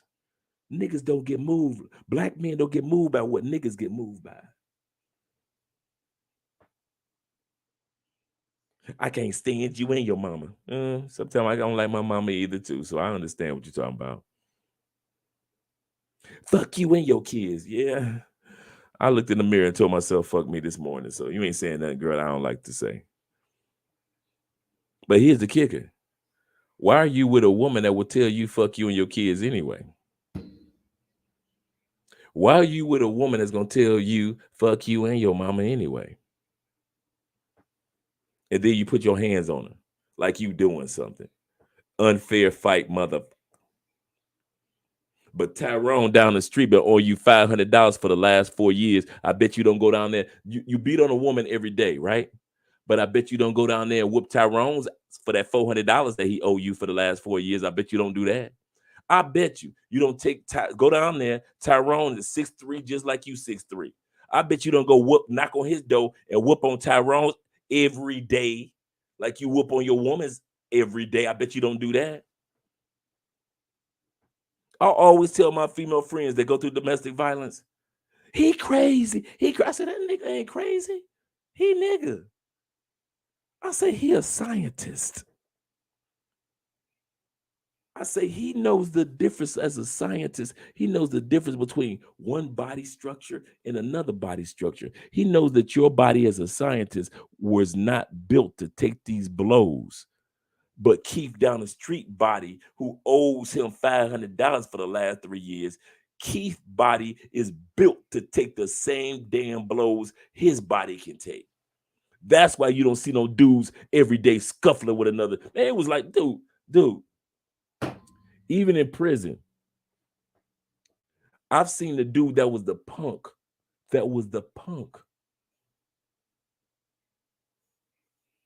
Knocked out the dude that was fucking him. And I mean the dude that was up in him every day. They in lovey-dovey. They a couple holding hands, walking the compound, the whole thing. And then the dude that was the main dude said the wrong thing to the punk. And all the mail came out. Wasn't no more lipstick on the Kool-Aid. All of a sudden you saw, boom. And all of a sudden you saw the body of the dude that was the main dude sliding across the compound. Why? Because at the end of the day, no matter how feminine the gay part or the punk was acting, he still had the body structure of a man. And dudes that beat on women know If your woman had that extra tissue, that height, that muscle, and that testosterone that you had that's built for fight or flight, 90% of you niggas be taking ass whoopings every night. You want to hit on a woman. All you dudes that beat on women, man, y'all lames. Because a black man, we don't hit on women. No, baby. I'm sorry. We don't do that. We replace them. Real black men, we replace them. Sorry, boo. You got to go. I thought that you cussed me out walking out the door. You got to go. You going to get cussed out. So I might as well cuss you kicking me out than cuss you out while you still here, officer. Oh, if y'all don't think I didn't call police on chicks, please. I didn't call police on plenty of chicks. Yeah, she got to go. Officer, I already told her the sex is not that good, but she act like I got the greatest sex of all. It is not that good. She got to go, officer. Ma'am, we can take you into the precinct or you can leave his premises. Officer, dude, I need to follow a restraining order on this crazy heifer. You think I ain't called the police on no chicks? Man, I ain't about to sit up there and be like going back and forth. See, niggas think we can battle physically with the chick and make her submit. No. Just because she sucked your from the back and she curled your toes and she made you cry for your mama in the middle of your third orgasm, that ain't got nothing to do with me, bruh. Ain't a woman that gave me an orgasm good enough to where I'm going to sit up here and act the dang fool and I'm going to put my hands on her. That's not about to happen, brethren. I'm a black man. You a nigga. There's a big difference. Black men know they all can be, my wife, every one of them can be replaced. I ain't like Kevin. I'm about to sit up there and try to convince you that these black women are the queens. No, I'm about to convince you about being wise, use your passport, go to other countries and find submissive women like the women that were just in this video. Shout out to Blake for the super chat. I appreciate you, brother. All you have to do is be a real black man, not a ninja. That's all you gotta be. I've been there. A lot of you brothers in the group, you like, you know what? I had to go to, half of my therapy. I'm gonna tell y'all something for real. Let's be real as brothers. Because we got, I'm gonna shut this down in 3 minutes. I'm gonna tell y'all something real. Do you know half of the therapy that I went through when I had to sit down on the couch and really talk to my man and get through some issues? You know, most of that therapy was to overcome being a nigga. Most of it didn't have to do with racism and the white man bothering me and my woman driving me crazy and I can't stand this woman. It had nothing to do with that. Most of the therapy sessions that I went to, even though he didn't say it, I recognized it. It was a cry of me saying, I'm tired of being a nigga and I want to finally be a black man. It was me crying out to somebody, Doc, I need your help. I'm a nigga and I don't like being a nigga. Can you help me get all this out of me so I can finally be the black man that the world needs me to be? That's all my therapy was about. And some of you dudes, that's what your therapy was about. You was around niggas, hung with niggas, or your boys was niggas. Your family members was full of niggas. Your friends, your school was full of niggas. And so you were just like me. You went to therapy, and most of that therapy was, how do I stop acting like a nigga with everything that I do? How do I get this nigga mindset out of me and I can finally be the black man that the world needs? I know God put me here for a reason, so why do I keep doing nigga shit? And I finally got a breakthrough. And part of my breakthrough when I realized that I couldn't be both. I couldn't be. That's why everybody that comes down to Cali, Colombia, I don't fuck with you. If you think that everybody that get off the plane in Cali could get in my car, no. It's dudes that have come here and have left. There are major YouTubers that have come here and have left, and they knew, do not reach out to Andre. Why? Andre do not with niggas. He don't do nigga shit. He ain't gonna go to that nigga club. He ain't gonna do none of that nigga stuff. Andre do black man stuff. And if you ain't trying to do black man stuff, don't ask me nothing about Cali, Colombia. Nothing. I ain't gonna introduce you to nothing. I refuse to sit in the middle, and that's what my problem was. Libra is always in the middle of everything because we the scale. I see this point, but I see your point too.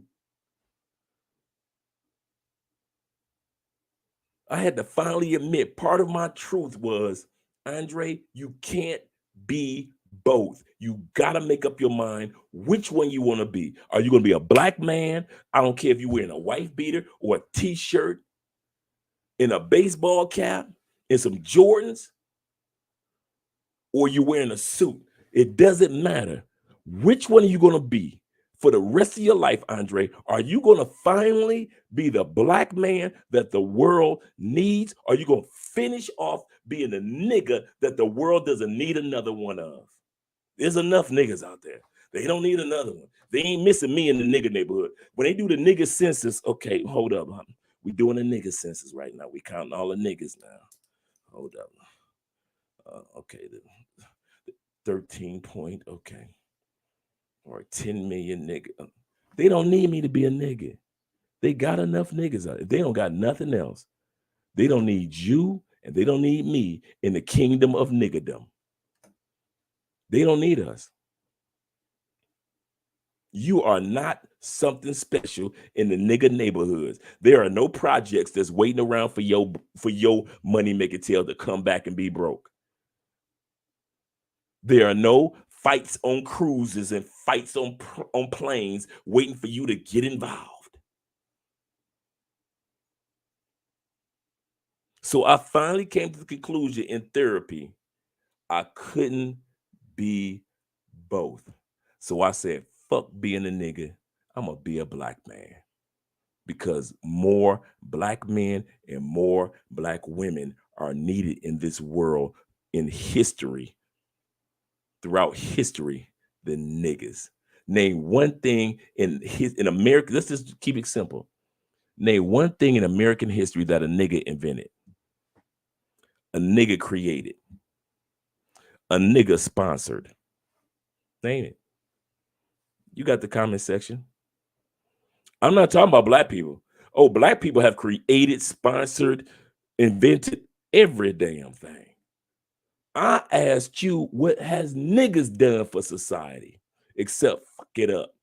Name one thing niggas have done. One thing, one creation that niggas have come up with. I'm gonna give you time. Shuffle through your phone, shuffle through the encyclopedia in your grandmama's house. Go ahead, find one thing that niggas have done. One book a nigga wrote. Well, it was Donald Goins, but listen, once he became an author, at least he had enough sense to be responsible and say, this is what went on during that time period. And if you continue to follow this plan, it'll end in tragedy. He didn't make the pimps seem like they were heroes. He made it seem like it's not for everybody. That's a black man letting us know that even being pimps ain't for everybody.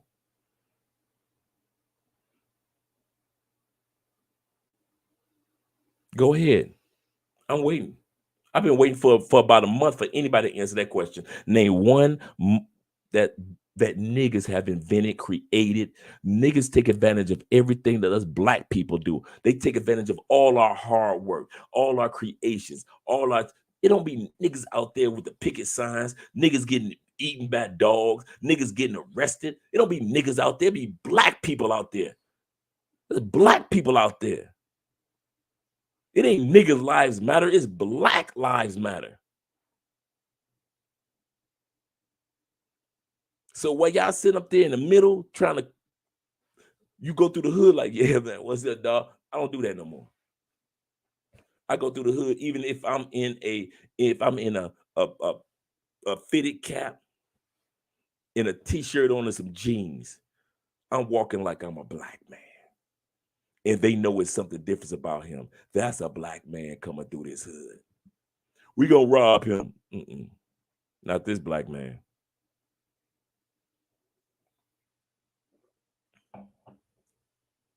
That's what my point is. That's what my point is.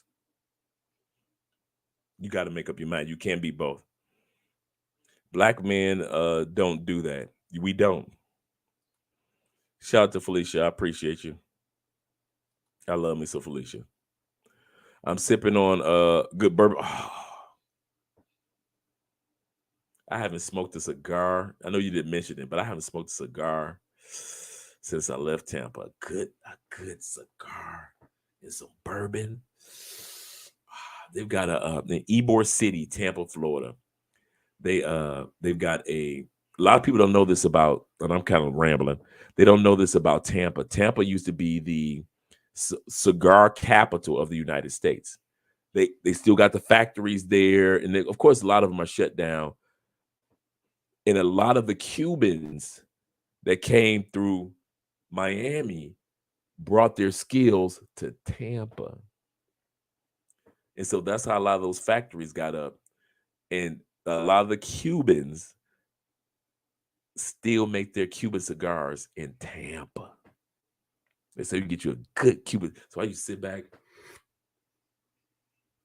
I mean, they come in all type of flavors, chocolate. Nice cigar.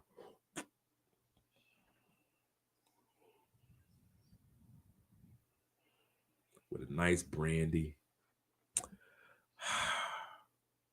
I haven't hit a cigar bar here. I might have to, some of you guys may have to get me into a cigar bar down here, but I haven't had one since I was here. Sipping on a good bourbon. If I have to hit you, I don't need, for real. Bye, Felicia. Some of you dudes be putting your hands on female because how dare you? No, how dare you stick around for that bullshit? The worst thing that you can ever do to a woman is leave her and ignore her. Ever. Any woman can tell you that. If you leave and ignore a woman, please, you'll break her heart 10 times over. Boom, because true alphas have abundance mindset. Yes, I'm glad you said that, Kings. There is so much for us black men that we're trying to accomplish. I ain't got no time to be in the United States whooping on nobody's ass. I just ain't got no time for it. I got stuff I'm trying to build for when I'm gone. The kids got stuff. The kids got stuff and money and blessings that they can live off of. I ain't got no time to be put my hands on no female, wasting my time whooping her ass, and then at the same time, I'm trying to be constructive. You can't be both. You cannot be both, man. Good point, King. Yeah, black men have abundance mindset. Never have, never will. No, I don't put my hands on women, man.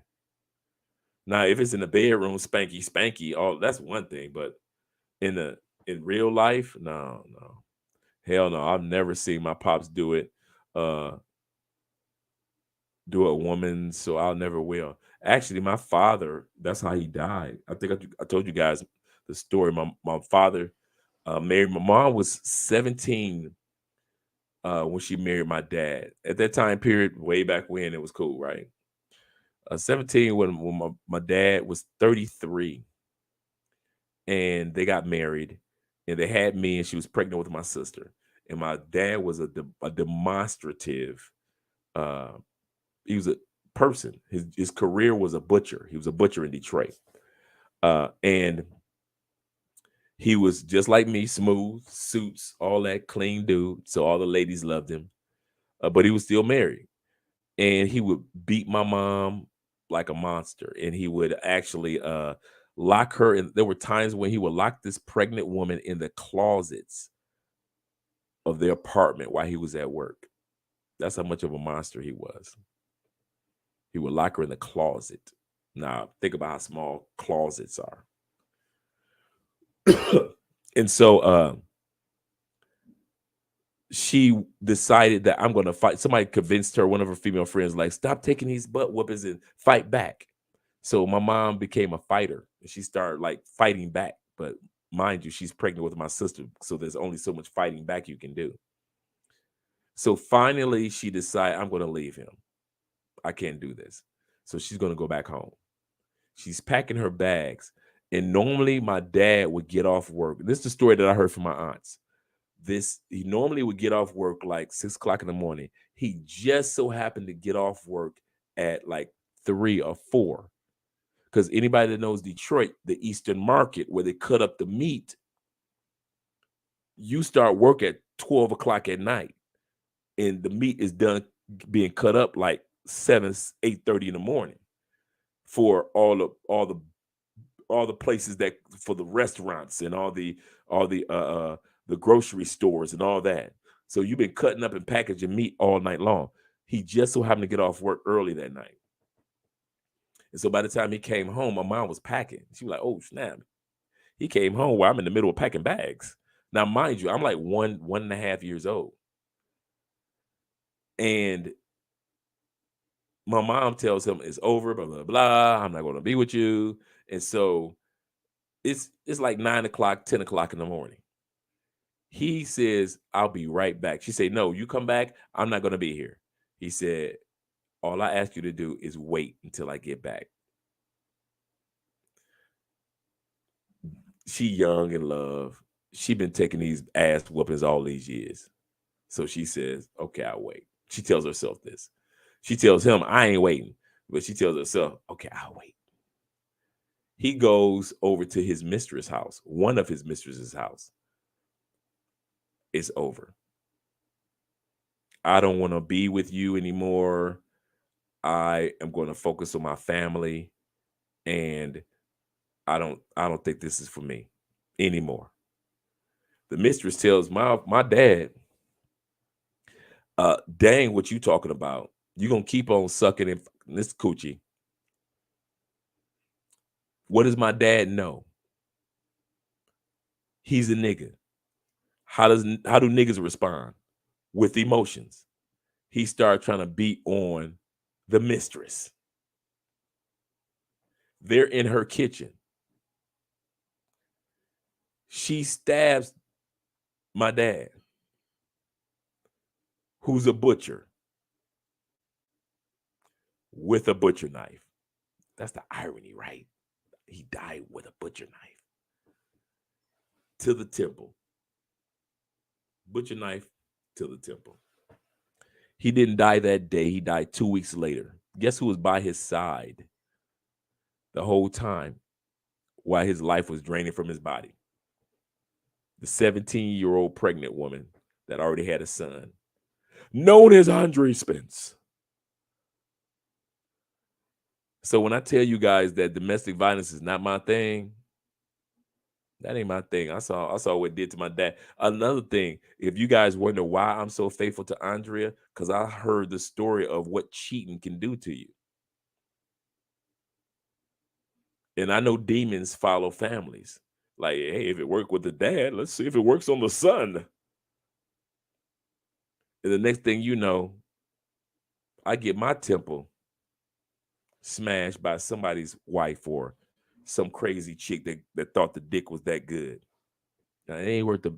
And Andrea's wondering what happened. She at home and somebody tell her Andre got killed on the other side of the city because he been smashing this emotional chick with some good sex. And you guys already know, some of you guys already know, the worst woman that you could give some good sex to is an emotional chick, especially if she fine. A fine chick that used to be spoiled their whole life, she emotional, you smashing her, and then you decide to tell her, no, you can't get no more, you asking for trouble. That's one of the reasons, because my dad's story, that's one of the reasons I don't cheat. That ain't the only reason, but that's another reason why I don't cheat. Because I know demons follow, they go from the dad and the grandfather, and they say, hey, if it worked on the grandfather and it worked on the father, let's see if it works on the son. You know how heartbroken that woman would be if my body was found because I was out there creeping with some chick? No, man. I'm a black man. Y'all could be niggas and get found somewhere. Damn, that was a crazy. Write that book, bro. For real. Y'all funny, man. Yeah, true story. Damn, I thought that was going to go different. I'm sorry, big bro. No, I'm not smart. Sorry. Just think if that idiot would have been alive and raised me. Please. You know how many things I would have picked up from him? So many bad. I would have been smacking. Now here's what you do, son. You use the back of your hand and you close it. Don't keep your fingers open. You close it. I don't need to learn all that. No. Now, did I have moments in life that if I had a male parental influence, my life would have not made certain turns? I agree with that. Yes, you do need a father in your life. But the way my dad was doing it, yeah, I don't need that headache. I don't need that headache. And I got pictures of him, ex-military. My father was in the Marines, and all his photos, this dude was just like me. And I didn't even realize I'm talking about smooth, wore suits and trench coats, got the height, ladies man. Ladies man, he had charisma just like I got. Only difference is he liked to put his hand on the ladies. And I like, oh yeah, that's not for me. Yeah. And I'm not the only one with a story that's somewhat like that. If we reach back at some of our own families, it may not be as tempestuous, but there are some people that may have had some type of influence on us that we realize that getting a passport and traveling to another country and building a whole new life and a whole new family may be one of the best things that you can ever do for yourself. I can't lie. This woman has blessed my life tremendously. Tremendous. Like that woman was saying about how she does her husband, her boyfriend, because if you notice, she didn't even have the ring on. She was doing wifey stuff without even the ring. These modern day women, they like, unless you do something. Excuse me. For me, you can't get the ring. You can't get these wifely duties. I'm not doing anything else that's wifely. This female doing wifely duties pre-ring. Can you imagine how she would be? Let me get a pause. Could you imagine how she would be if she had the ring? If she was queen of the ring? CBT says, I'm serious, man. Write that book. That means I got to tell the story about when I almost drowned in a swimming pool. Or when I got hit by a car as a kid and spent from age 7 to 11 in Children's Hospital in Detroit. They had to literally, it was like I was a $6 million kid. They had to rebuild me. I spent 3 years in Children's Hospital in Detroit. I still got third-degree burns on my back because when I got hit by a car at 7, crossing the street, coming from school. Okay, I'm going to give y'all the story real quick. Okay. 7 years old, last day of school. At this time period, our house was across the street on Van Dyke. Shout out to Detroit Van Dyke. We were right down the street from Aretha Franklin's father's house. Like literally, a church. Literally right down the street from Aretha Franklin's father's church. We hear them singing all the time. Across the street from us on Van Dyke, and this is Van Dyke and Mac. Shout out to Van Dyke and Mac, right? All you Detroiters know what I'm talking about. My grandmother's house was literally across the street with all my aunts, all my cousins. All of us were right around the same age, right? So I looked both ways, like they supposed not. Now, mind you, my little brother and sister, Candy and Rob. Shout out to Candy and Rob. They are looking out the window. They're young. They're like, wow, I wish we could go over grandmama's house. Now, mind you, our grandmother was on her way to work. She's standing on the corner waiting for the bus. So I'm on this side of the street. Grandma's house is literally directly across the street. And standing on the corner is grandma. I look both ways like they told me to do. No cars coming across Van Dyke. No cars coming down Mac. Grandma says, come on, baby. She looks around, no cars coming. Notice I said grandma's across the street. And she looks both ways. No cars coming. From behind her, on the corner where she was standing, a car came speeding from behind her and made that turn on Van Dyke, while a 7-year-old boy was coming across the street. Hit me. Most times when they hit you, you get knocked in the air. Because I was so small, I got sucked up under the car and got drugged down the streets all the way down to Mac. So all these people that saw it, everybody's running, screaming, telling the dude, stop, stop. I'm literally like a Marvel comic book character underneath a car. They said that they had to jack the car up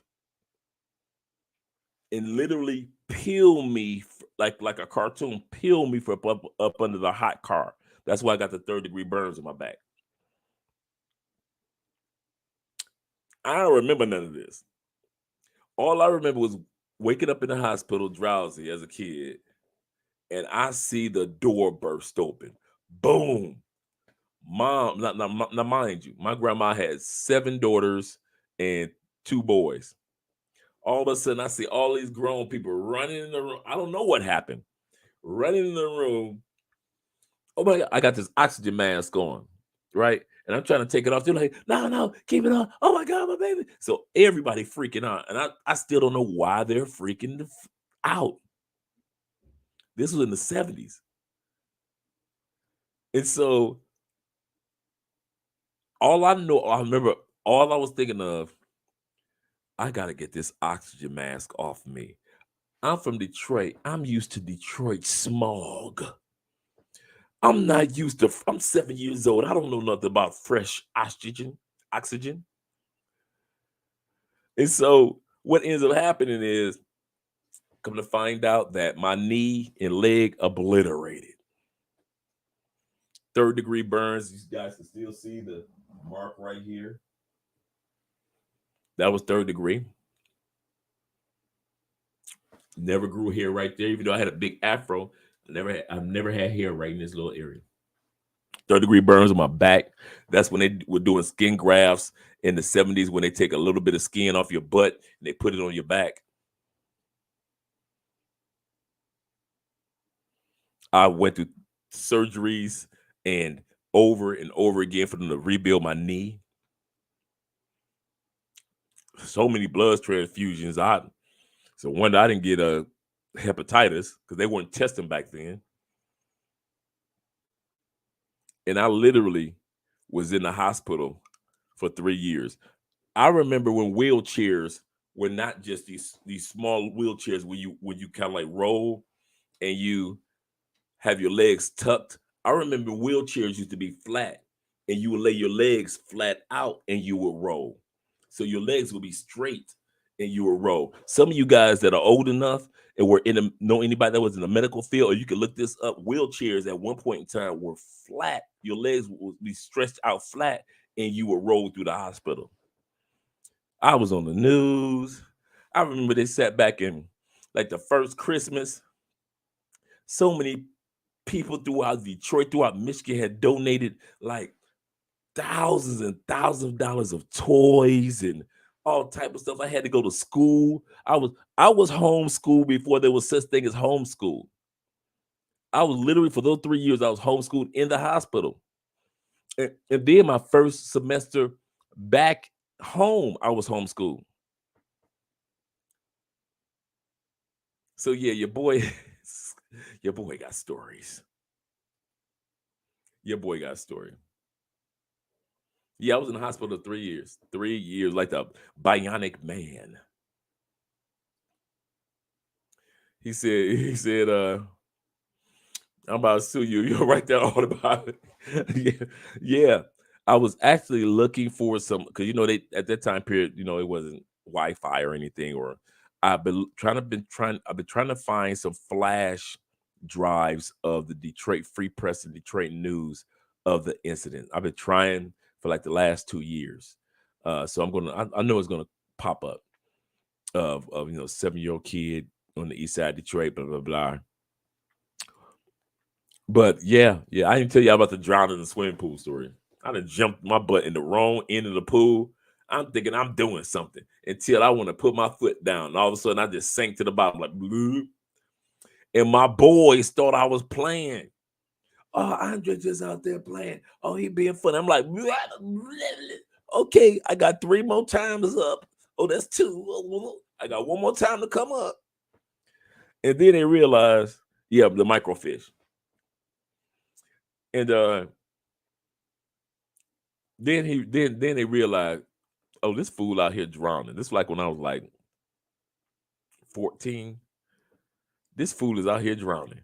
So they had to come save me from drowning. So why do I like to do the death-defying things? Why do the death-defying things happen to me? But at the end of the day, your boy's still here.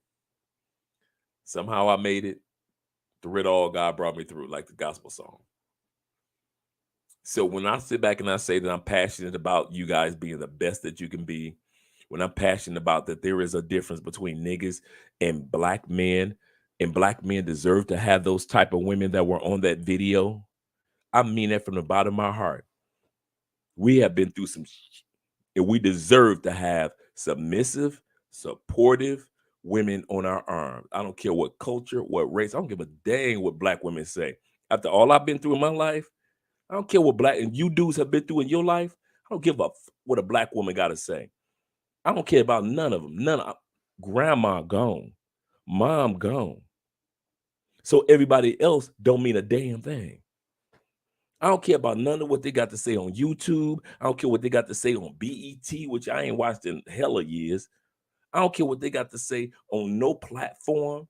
I don't care what one black woman in the United States got to say. If they're going to be putting us down, if they're going to say something positive, cool. If they're going to put us down, give a damn what you got to say. We done been through too much as black men. And then we always got to deal with niggas too. I could see we were black men and we only had to deal with white people. Cool. We had to deal with women. Cool. We got to deal with white people, our women, and niggas. We ain't about to be fighting everybody. We got to pick and choose, black men. If we ain't gonna be fighting sisters, and we ain't gonna be fighting white men, we no, we ain't be fighting with niggas either. No, everybody get ignored. Everybody get ignored. All you black men, you work so hard to go on your vacations to DR. I don't care how many pay for play you deal with. You work hard to do that. All you brothers that sit back and you sisters that sit back and all your other sister friends want to criticize you for saying, you know what, I'm going to Brazil for the first time, and they want to criticize you. Girl, you're going to get kidnapped. Fuck them. You're a black woman. Enjoy your time on this planet. I'm tired of niggas trying to tell us what to do as black people. They want to everything, but then they want to tell us what to do with our time, our money, our energy. See, here's what you should do. No, here's what you should do. Get the out my face. This what you should do, niggas. If niggas could do us, if you could do, I wish I could talk to just every nigga and just ask them one thing. Could you do me a favor? Could you get the fuck out of our way? Because we're trying to do something as black people. We trying to invent some more shit so you niggas can fuck it up. I'm so tired of niggas. I'm up to here with niggerdom. I'm up to here with watching niggas fighting on airplanes. Niggas, female niggas sitting up there talking about something. If you ain't bring no money bring no McDonald's for one kid, you should bring it for all. I'm tired of niggas. I'm tired. And I'm tired of because black men would not have put themselves in that position to where you have to deal with somebody like that. Black men wouldn't have wasted their time having. Soon as a black man would have sat back and said, well, how many kids you have? 3. Oh, wow, that's great. Same father? No, I've got 3 baby daddies. Oh, wow, a check, please. Check. Oh, yes, this is some bullshit. Check. You can wrap up my dessert. Check.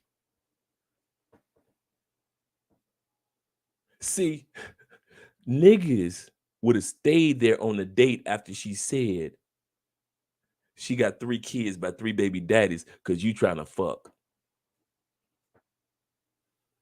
Black men know I can get sexy anywhere. I can get sexy sex anywhere.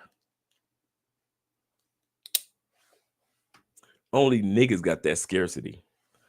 But I'm like Blake. I'm out of here. I'm gonna let you guys go. I got to get up in the morning, take some brothers to the dentist's office, and go to the grocery store.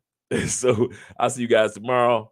And thank you, Felicia, for all that you do. I know you might be asleep by now, dealing with my crazy, but guys, I appreciate you guys being here this evening. 47 people are still here this evening. Listen to Andre ramble and share my stories. So I appreciate you guys. And if you guys have any questions, make sure you just email me. And thank you for the super chats, guys, as well as the cash apps. We're out of here. We will see you this Sunday. Andre, I'll see you guys this Sunday. Tomorrow, I don't know. We probably go salsa dancing tomorrow. Yeah. Talk to you guys later. Let me let you guys have a little bit of that beautiful outro. Let's get that set up.